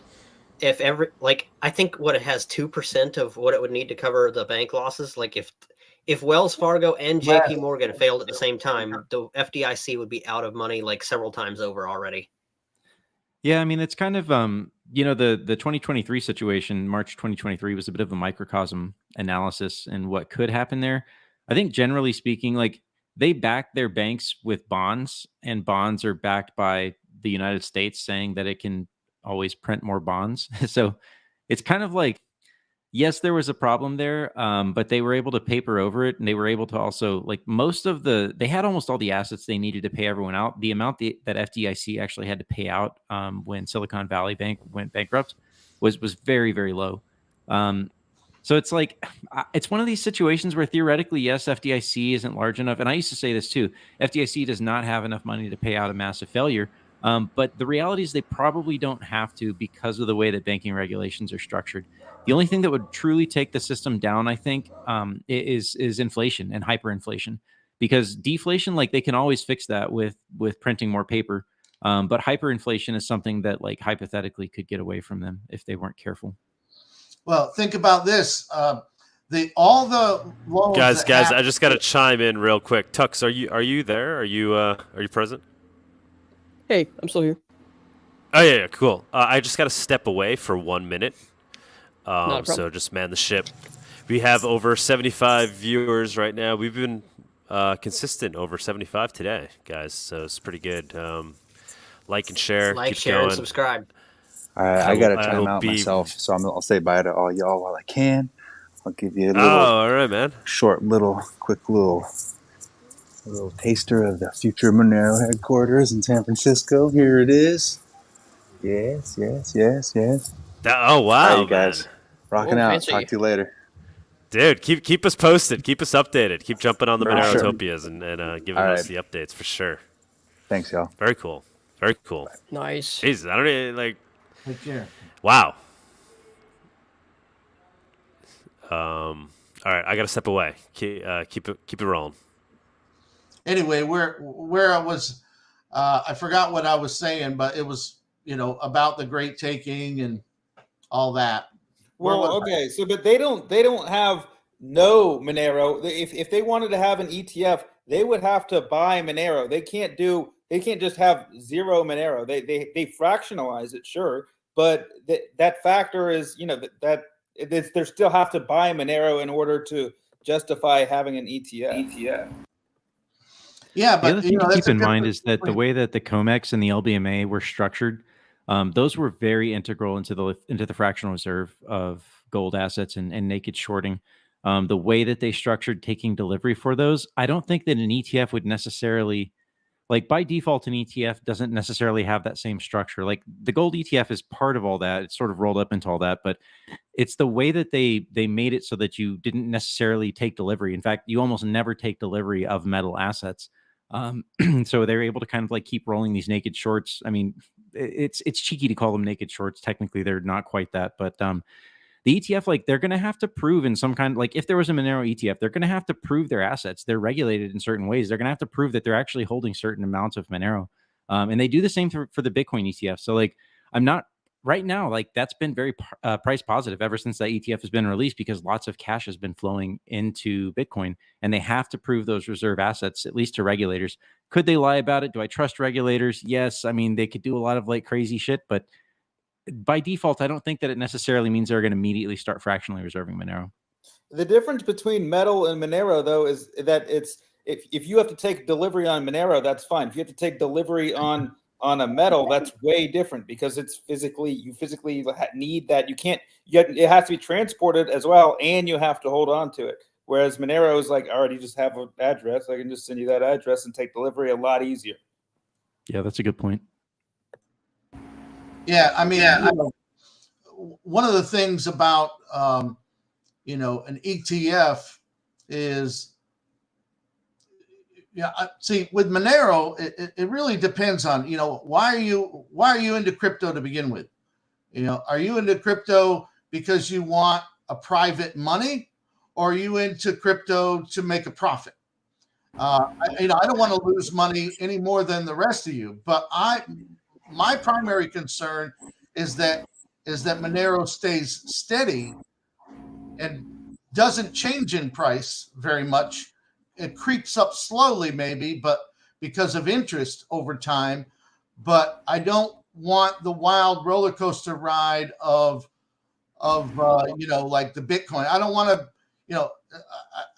I'd be lying if I said I didn't want to be an overnight millionaire like the Bitcoin guys that got in early. But, that is not the path that Monero has constructed for itself. The principles behind Monero does not lend itself to that path.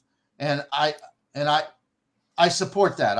I support, not taking that path of, let's make it a profit tool, a tool to buy and sell. And I want to use it for money, private money. I want to be utilitarian about it. And I want to use it as a democracy tool, not a democracy tool, but a tool of freedom for the planet, like take the tools of the tyrants away from them using this tool. So you're spot on this and where the focus should be placed. Like there, and to the credit of maybe half the Bitcoin community, about half of them were suspicious of the ETF and said, well, we don't care. We don't need it. Sure. It's going to get integrated, whatever. The other half were like fanboys of it, right? They're like, yeah, we're winning. It's like, not really. So the focus shouldn't be on like begging the traditional financial system to include Monero. But if Monero, on the other hand, if Monero does become widely adopted as a currency, even at like some small percentage, right? Like even if only 5% of the world, or maybe the first world is using it, first and second world are using Monero, that like it's just going to get integrated into stuff. You're going to see custodial solutions built on top of it, and you're going to see it integrated into the traditional financial system. And while like our focus is not to achieve those things, our focus is not to like, hey, please include our coin in your stock market. That's going to happen. Like it's unavoidable because there's a lot of demand for a lot of different types of financial products out there. And like, I'm not going to lie and say that custody is never acceptable. There are definitely certain cases where custody, and even things like arbitrage are important. So we're going to see that happen if Monero succeeds. So just, just understand, just realize that that's a byproduct of success, not the point of success. Like that's not our goal or our focus. So I think another utility aspect of Monero, when we were talking about just Coinbase, well, the thing is right now with Monero, I use Apple Pay a lot. It's just that much more convenient to use Apple Pay than pay with Monero. Even if you're at a Monero event and they're accepting it, it's still kind of tempting just because it's like, oh, I can just tap to pay. And if Coinbase had Monero, then you would be able to tap to pay.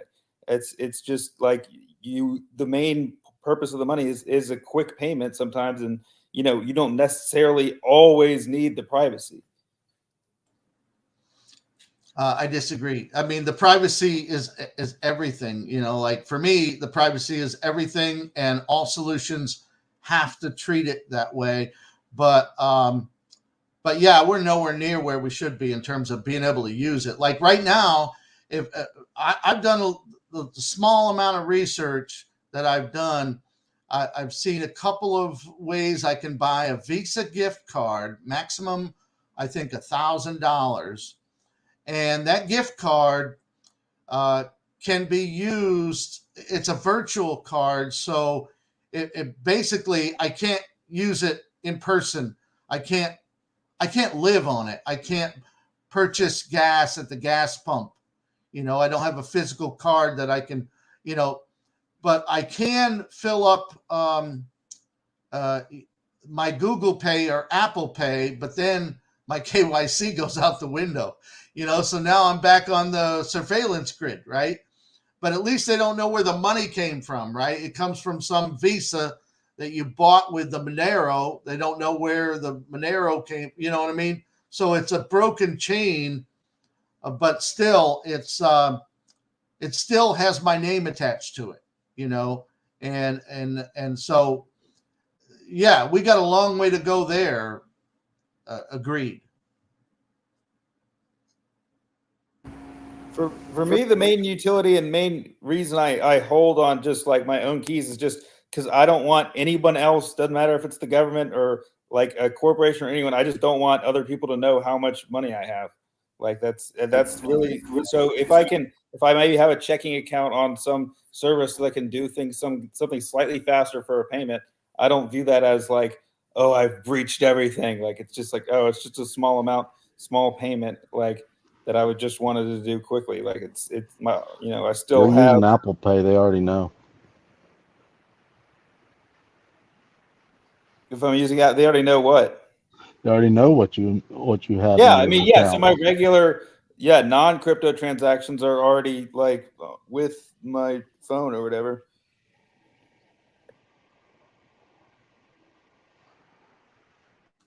Yeah, I think when referencing Coinbase, whether or not like we would want to see Monero listed on Coinbase, I honestly would much rather have seen Monero on Coinbase than Binance, because Coinbase is a regulated entity. Like they're an identifiable, attackable entity that if they're lying about their Monero reserves and doing shady shit, they can go be attacked, and it's pretty straightforward to do that. And they've got pretty heavy regulations that require them to actually have the assets that they claim to have. I'm not saying like I necessarily want to get listed on Coinbase. I wouldn't try and push for that, but I would probably regard that as a positive development, at least for price and adoption. But Binance, and especially any of these other like shitcoin exchanges that are totally unregulated, those are going to be price negative because they're going to continue to fractionally reserve Monero, and we're not going to have any easy way of preventing them from doing that. So I know it's kind of like a bit of a counter, maybe a counter opinion from what you might expect from me typically, but I actually think that would be mild positive for Monero. To me, Monero is going to be something like weed or like sports gambling, where they don't like it for a long time and then they warm up to it because it's just the general direction of technology and society. There's points towards Monero, and they eventually have to succumb to that, no matter how much whining it takes. Well, I'm hoping they treat it like cash and quit treating it like some off the wall thing, because it's just cash. I agree. Yeah. So that's one of the more messed up points, is that they've already got all of the regulations that they need to deal with cash, and Monero is basically no different. They even said that, like, this is years ago, and I think it's 2020 or 2021. The Office of the Comptroller of the Currency, which is like the lead regulator for U.S. banks, released a statement talking about saying that that they didn't say Monero, but they said I think they said anonymity enhanced coins, or one of those phrases. But they said that they were confident that that the rules, the existing regulations for cash, and that the AML procedures that financial institutions already abide by are sufficient to cover coins, even coins that have anonymity features in it.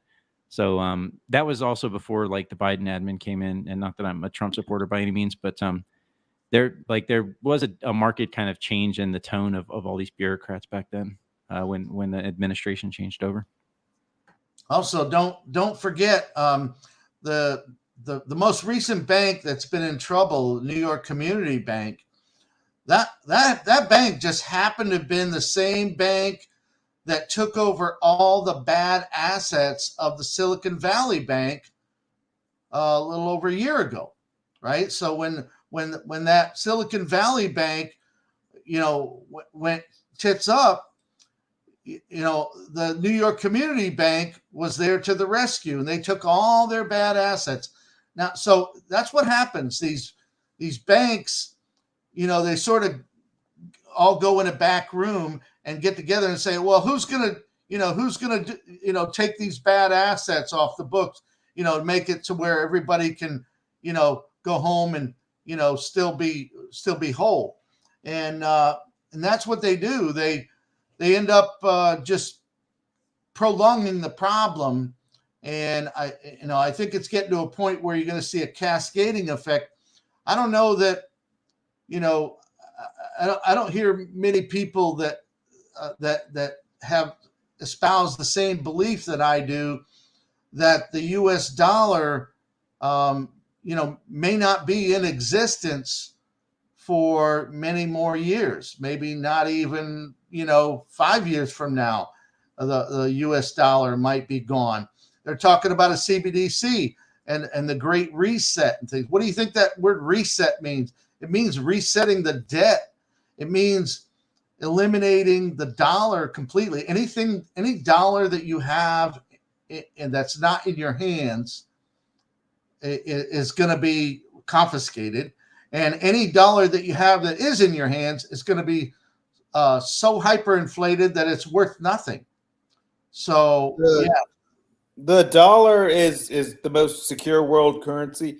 I would say you should watch something like the pound to see if it does worse or something. Obviously, Turkey is the one that's kind of well known right now as they have extremely high inflation and they're relying on other currencies. Well, you're right. We're the best of a bad bunch, but the thing is, the whole West has followed us into this huge debt. You got to look at the debt. So you look at the countries, their debt to GDP ratio, and that'll show you which countries are in trouble. Japan is the worst. The U.S. is about the 5th or 6th, and the U.S. dollar hegemony is, why do you think BRICS is making this new currency? They're tired of the Bank of International Settlements having control over everything, with sanctions and all that. They're not putting up with the dollar, the tyranny of the United States empire, dictating how the world's going to go. I mean, it's bound to happen. So I wouldn't be hanging on to dollars, and I believe that the fact that the dollars are going to be so hated in the future that people will run to Monero because they want to escape the CBDC system. But I guess I'm an optimist because I'm finding that not nearly as many people as I thought love liberty the way I do. If that was the case, then Bitcoin would have been the world reserve currency in 2014. It takes a long time for these changes to happen. No, but Bitcoin's not private. So it's completely, corruptible. It's completely surveillable. So, yeah, that's not a good analogy. Well, it's just a hypothetical. If it was more about, everyone should realize that this is the future and that this is going to replace the Federal Reserve, then okay, let's go ahead and immediately do it. And it's just that it takes a long time to shift. I have heard this one point where, I think Bawdy made this, where it's like in 2020, like there might be some event in the future that's kind of like March of 2020 with cryptocurrency, where it's like, before March of 2020, like remote work wasn't really that much of a thing. And then after that, remote work was just entrenched, right? And it could be the case that cryptocurrency has an event like that at some point in the future. And that cascading effect that you mentioned within, sovereign currencies could be that's catalyst. I think we're already past that point, and governments are just now realizing what Monero can do. Also, I just want to one point about convenience. We talk about Apple Pay as being very convenient without realizing all the information that we give, not just to governments, but to third parties as well. And sure, that's convenient, but some of us don't really care about convenient. Not that Monero itself is inconvenient.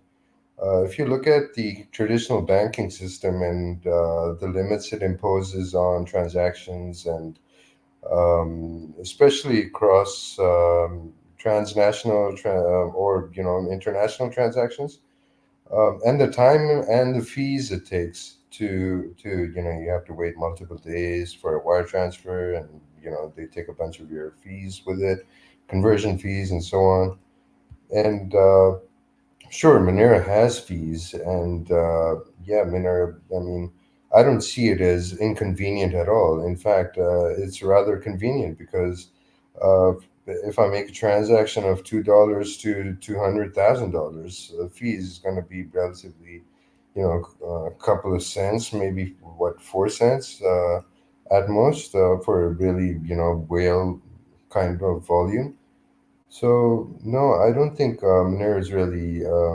I think it's rather very convenient. You can cross borders with it. You don't have to worry about it being seized or confiscated, which can happen to your Apple Pay anytime. Just if you're in Canada, having donated to the Trekkers Convention, Bitcoin or through fiat, then the results were quite apparent. Trudeau government coming in and freezing your bank account and stuff like that. So yeah, I mean, we just want to get out of this whole thing altogether. And the dollar is really very much propped up on U.S. Military intervention. I think they realized that if they stopped, and then there's not much left, and no reason essentially for other nations to use or trade with the U.S. dollar, and so this kind of need to keep military interventions going is kind of, I mean, we all know that they removed the gold standard a long time ago, so it was mostly kind of like like the S&P, which seems very on par with gold, but at the end of the day, there are derivatives of the stocks on the S&P as well. And Watch so, watch what happens when one of the opposing powers launches a hypersonic missile and takes out a carrier, and watch what happens to the dollar then. I agree that Monero can be in many cases it is very convenient. I really don't like having to go to a building to transfer certain money.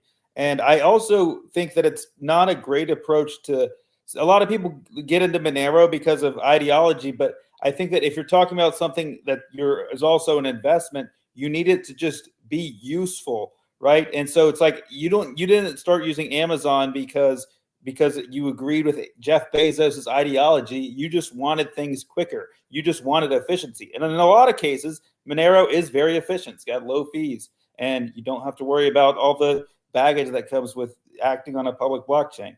But it's still, specifically with point of sale, that's the point where Monero lacks.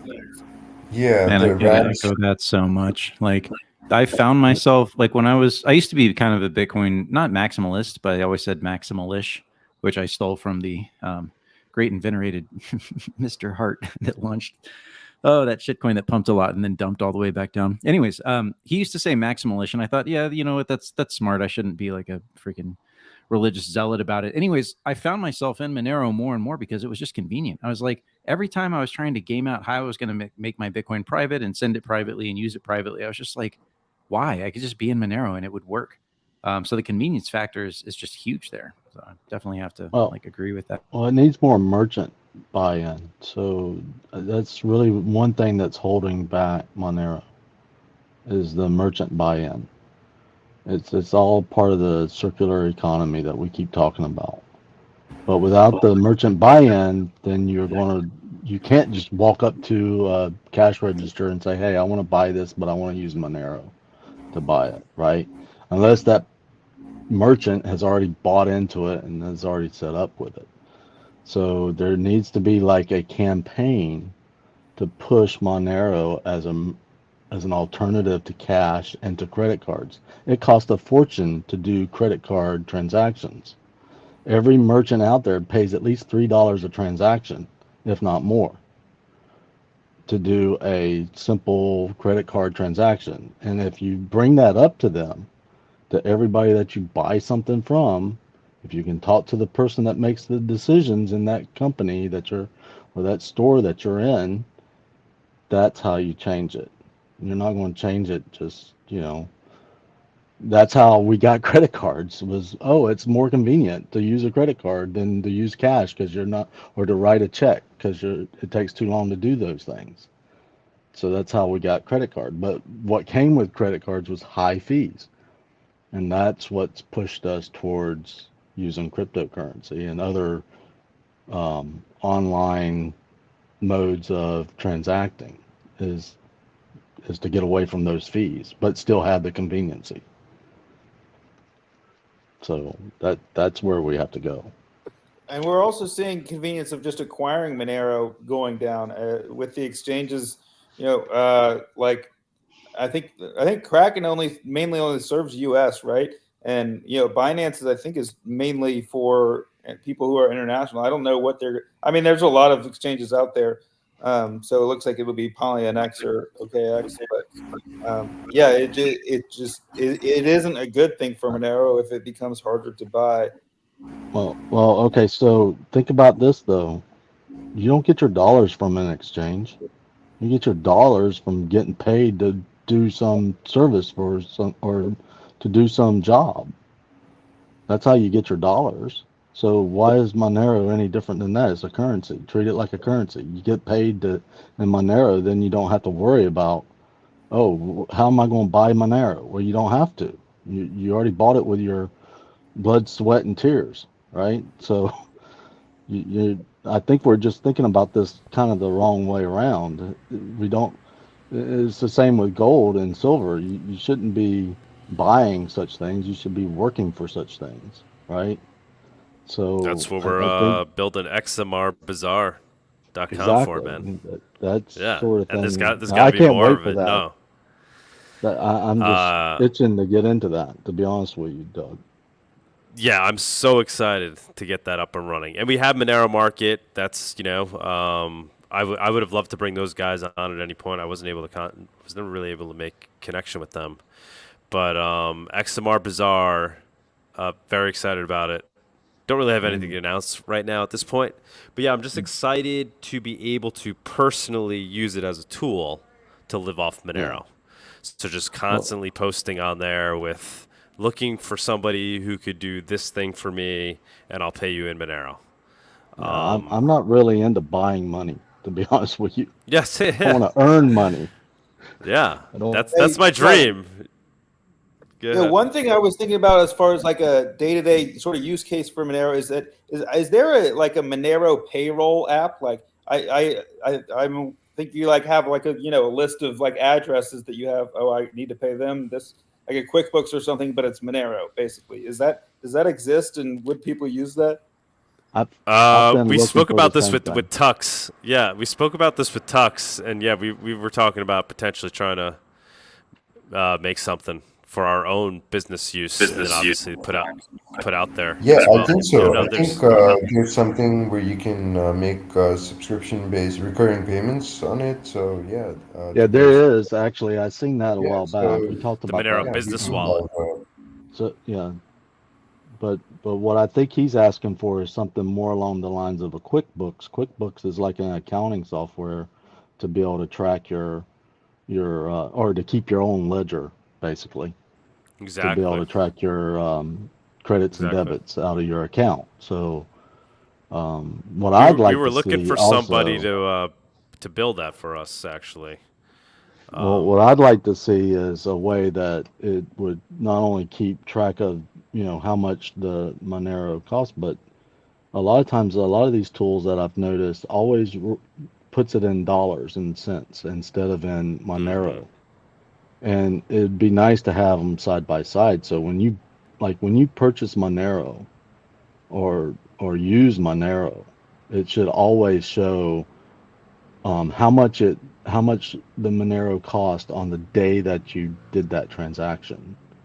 Not how much it cost today, because that transaction's already came and gone. It needs to show you how much it cost on the day you used it, right? So that come tax day or anytime you have to balance your books, you can do that because you know how much you spent and you can depreciate it properly. Yeah, I mean, with our Monero businesses, obviously we keep track of all that, and it is a pain in the ass with Monero because you got to keep track of the cost on the date of receiving Monero and on the date of spending spreadsheet Monero. hell. Well, there's some Linux programs that are open source that can be used as a basis. Yeah. Things like GNU Cache and KMyMoney and Home Bank and stuff like that. Yeah, So, I've looked at those for business purposes, and they're not really that great, to be honest with you. They're still not to the level of the proprietary apps out there. What about like something like SQL Ledger? Have you played with that? No, but that sounds interesting. That's a web based. So that means your accountant can go to the server, which is serving up a web page, which is talking to a PostgreSQL database on the server. So the accountant can be in a completely different spot. He can be accessing a web page to do all the accounting, and the server's in, like, at the head accountant's house, or at some data center that he wants it at, or whatever. But it's a unique thing. It's not like a user software. It's more like a server type software, and but it might be interesting to look at if it's open source. And I think right now, luckily, local Monero keeps a pretty good track of what you've bought there. But I still think there's a lot of room for improvement in those areas. Just day-to-day business areas of how do we transact. I mean, it's one thing that the blockchain keeps all this data, but it's not like you're able to just go back in time. That's the one thing that I've noticed in a lot of these things is time. It doesn't, a lot of these tools that are out there don't track time. Like when you bought it, when you sold it, what it was at those points in time. And the reason why I'm saying all this is because I'm really looking forward to the bazaar is because I'm working towards. I've bought a piece of property and I'm working towards building, renewing a farm that I've kind of bought and inherited from my family.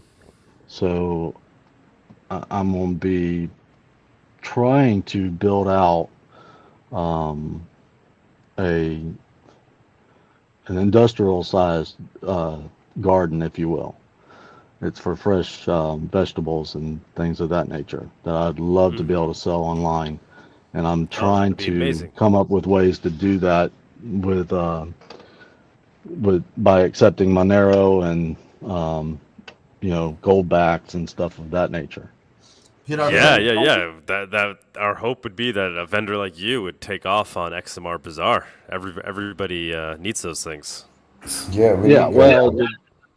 The thing is it's going to take me a good year or so to build that out anyway. So, but I have the property already secured, so it's just a matter of now is just building it. And we've grown. This is a family farm. It's been around for close to 100 years. It's in my family, and we've built. We've done things like this before. This is not new to us, so we can. I mean, I've planted gardens that fed the whole entire family, kind of thing.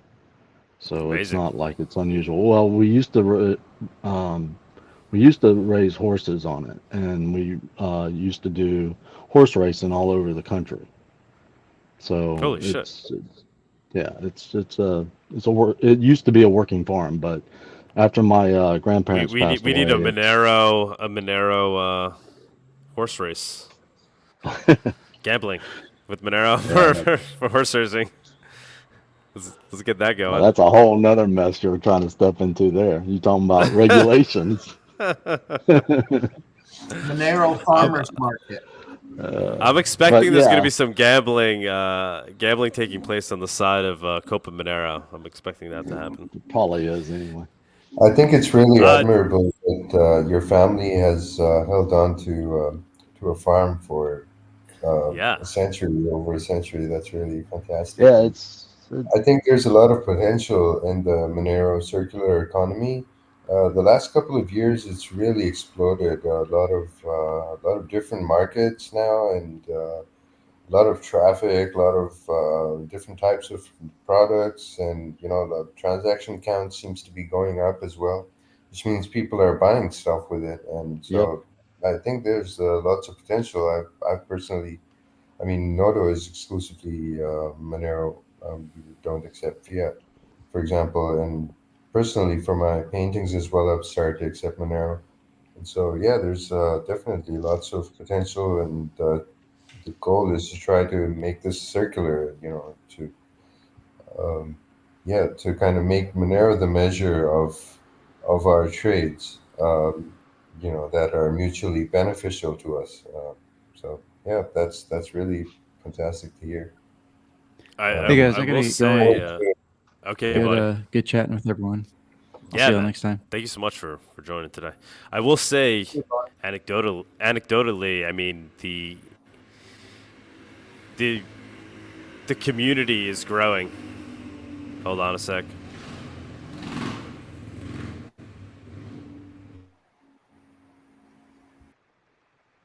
Jesus. As the Puerto Harley Rico. Rumble.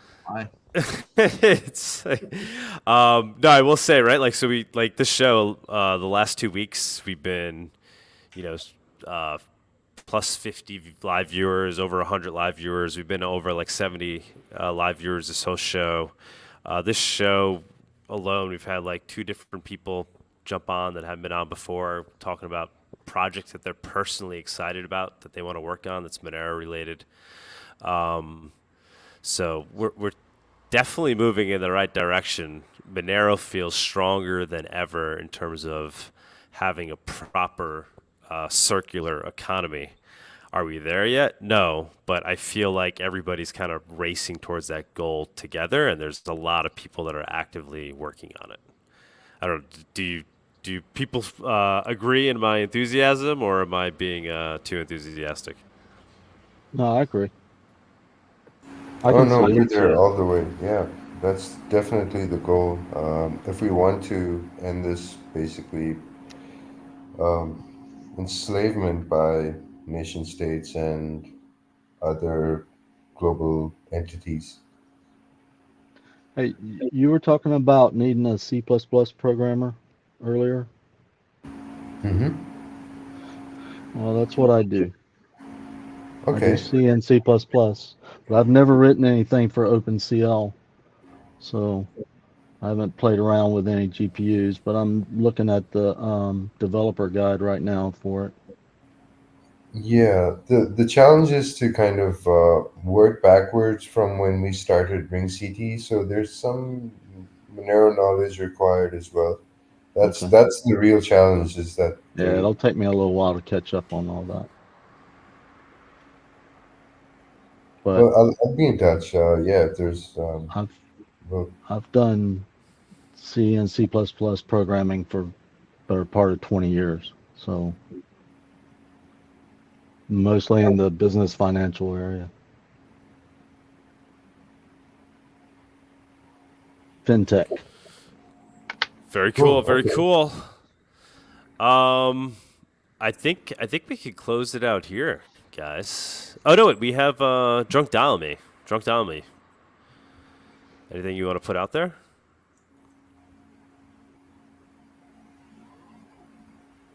Drunk Dial Me. Anything anybody else wants to put out there before we close it out? Well, if nothing else, he's got a cool handle there. Drunk Dial Me. Have Monerokon VIP tickets gone on sale yet? I don't know. I haven't heard. Right. I don't think so. Are you going to have the online streaming again this year? We haven't decided on that yet. I really enjoyed it last year. Awesome. Even with all the issues, I still thought it was pretty cool. Because at least I got to, join in a little bit. I mean, we had so much content. We had so much content coming out of that conference. It's like we're still posting from it. I know. I think it's awesome. It was quite. We'll probably do the virtual. Yeah, we'll do it. But what we may not do is have people present virtually at the conference. So we had a live stage and then we had a virtual stage. We might not do the virtual stage thing, but That was a definitely little confusing, and it was hard to get to both. Yeah. So we'll do the one stage, live stage, but yeah, we'll likely have a virtual ticket as well at some point. So Doug, you talked to somebody this week. He had a travel agency. Travel age. Oh yeah. Oh no. The what is that company? Shopping Bit. Yeah. Shopping Bit. Yep. Shopping Bit. Yeah. So I went to his travel agency and I put in a potential itinerary, and I waited for them to come back, and they came back with a sort of a non-answer. Okay. But I'm still waiting. There's also another cryptocurrency travel agency out there too. Travala. Yeah. Travala. Yeah. Oh, and really? they accept Monero, and they don't like to advertise it. They accept Monero, but when you go to the final checkout, it's there. Yeah. Yeah. Travala. I'll have to write that down. Thanks, guys. Yeah, I was hoping to maybe get in touch with them, but yeah, I don't think they would actually want to participate in Monero. It's kind of funny. I guess they have their reasons, but they don't like promoting that they accept Monero, but they are strong supporters of it. But I guess for the banking issues that they have to deal with, that's the way they go about doing it. Yeah, I thought that was funny too. Yeah, right. But then again, it is private, so maybe that's why they don't want to advertise it. Right. Exactly. But yeah, you'll be able to fly down to Buenos Aires and purchase your tickets with Monero. How about the hotels? Do you think they accept Monero? Well, once again, you can use Travala for that. The hotel that we were originally thinking of hosting the conference at was on full Travala. Travel agency. Travala is. So where's you everybody? could use Monero. Where's everybody staying? Right near that Mercado, that market? Yeah, we'll put out more information soon. But just know that it's going to be in that general area. But we'll put out more details soon. Yeah, because me and Joe Wilderness will probably go together, and he's the one I introduced a couple weeks back. And, yeah. So we're kind of fired up about it, and amazing. And I gotta end on a high note, man. It'd be such a blast. I mean, I hate flying. I hate traveling. I don't want to really. I just hate people for the most part. But I would love to be around like-minded people. Feelings mutual. Well, when you're surrounded by these people that don't know how to think, they don't know how to critically think. They've drank too much. They should have a stamp on their forehead to let us know who they are, so we can avoid them. Exactly. But anyway, I'm looking forward to it, and I think I've got a buddy that's going to pony up, and he's going to go as well. So maybe fantastic. The two of us it is down there and tear it up. It's a great vibe for all those reasons you're saying, right? So you're surrounded by like-minded people that are passionate about building out digital cash, and that just brings that casts a wide net. It's a very diverse group in terms of the people and the skills they have, but it's universal in terms of everybody just believing in this idea of digital cash. Creates for an interesting group for sure. It's almost like very good vibe. Very good vibes at Monerotopia. Everybody's loving life, living life. Have you guys ever heard of anarcho-capitalism and yeah, of course. The festival down in Acapulco? Yeah, we've been there. That just wrapped up this week, and I look at it. I look at them as very like a similar group of people, Yeah, they are. They are. We had a lot of them participated in Monerotopia last year. Jeff Berwick spoke at Monerotopia last year in Mexico. And then this year, their conference just ended, and we had Alessandro there, and he was representing Monero and talking about Monero Town. Yeah, that whole crowd is very much into Monero. Oh yeah, for sure. Hey guys, can I bust in for a second? Yeah, go for it, man. Sorry, couldn't talk a second ago, but there was someone. His name is Surf Loco or something like that. He had a site called safe.house, SAFE.house, which was basically an Airbnb site. He actually had 3 or 4 rental properties in Portugal. You should reach out to him and try to buy his. I tried to buy his website actually already, but you should reach out to him to buy his website and his formatting and make rentals a section that's basically formatted for you. Just the website template.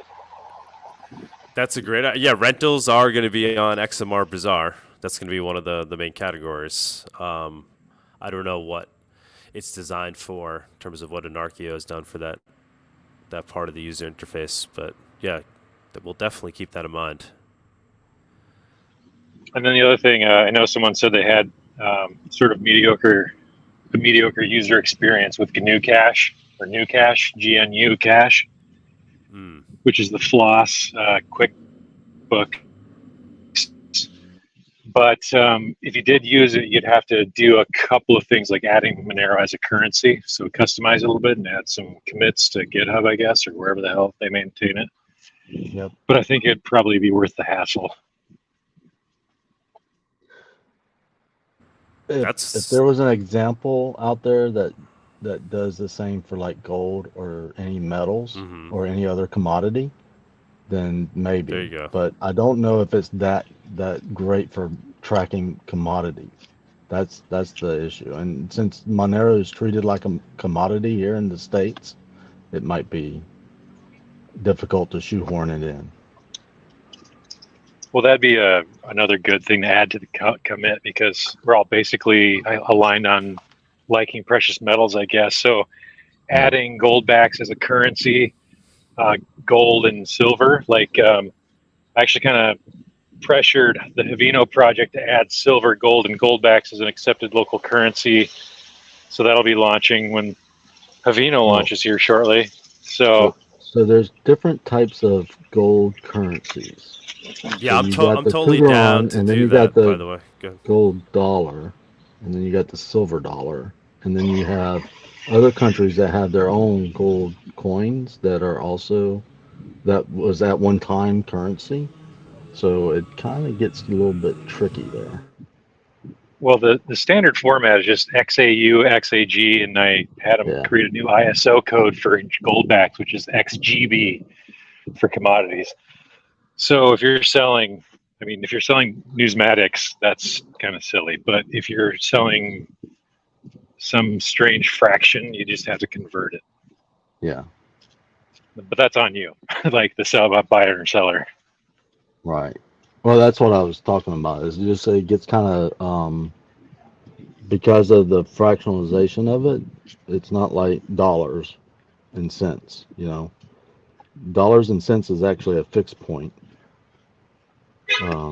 when you do the math, whereas these others are floating point, because you can fractionalize it all the way down, like from Monero to billionth of a Monero. You know, so it gets a little tricky.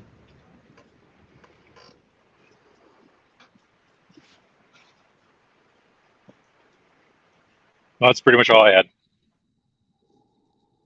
But it's something to look at. Maybe I'll look at that. All right, man. Yeah, no, definitely interested in adding gold backs to XMR Bazaar. Gold and silver too, sure. And my thinking is too, what's cool about that is because we have the Monero multi-sig wallet built in, people could still use Monero to insure the transaction. So if you're physically sending goldbacks, you could first, you could have the Monero sent and it being held in escrow, and that's released back to you when the goldbacks are received on the other end. Well, one more thing on goldbacks. The United Precious Metals Association, which is basically a nonprofit, it's almost like a credit union, but instead of dollars, they use gold backs. They have an inter-cooperative or credit unions like system where you can pay people with an app using goldbacks. So they might have an API you could use where you could have a UPMI account. People transfer their goldbacks to you. You can take physical possession whenever you want, or deposit them. Something like that if you want to look into that. That's what I use for mine. So yeah, UPMA is great as far as that goes. I don't know if they have a API though. I haven't seen it. If they do, it's not public. Like they haven't posted it anywhere.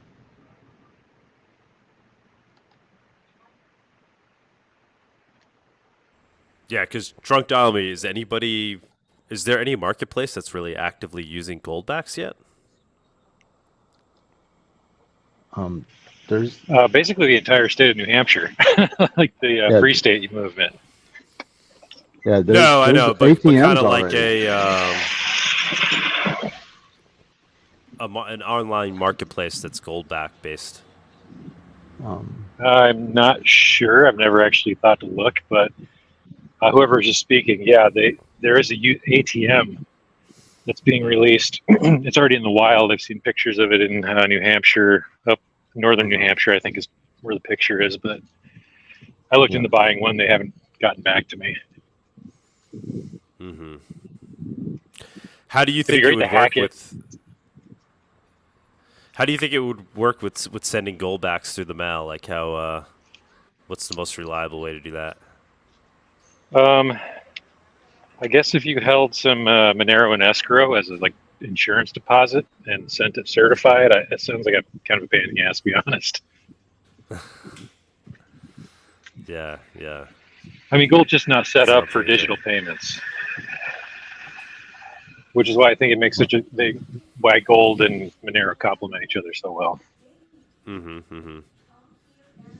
Yeah, I think goldbacks are more of an in-person kind of thing, more so than online, because we don't use cash that way today. So Monero is the closest thing we have to an online cash. Yeah, my mailman's actually been opening my mail lately. Yeah.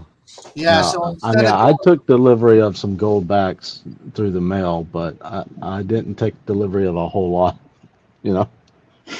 So. Yeah. Instead of going back to fiat with Monero, I may split the difference and go back to some, something like goldbacks for that problem at the gas station, that problem at the local farmers market. If they don't take Monero, they might take a goldback. Actually, I just thought about this. UPMA does have a way to use crypto.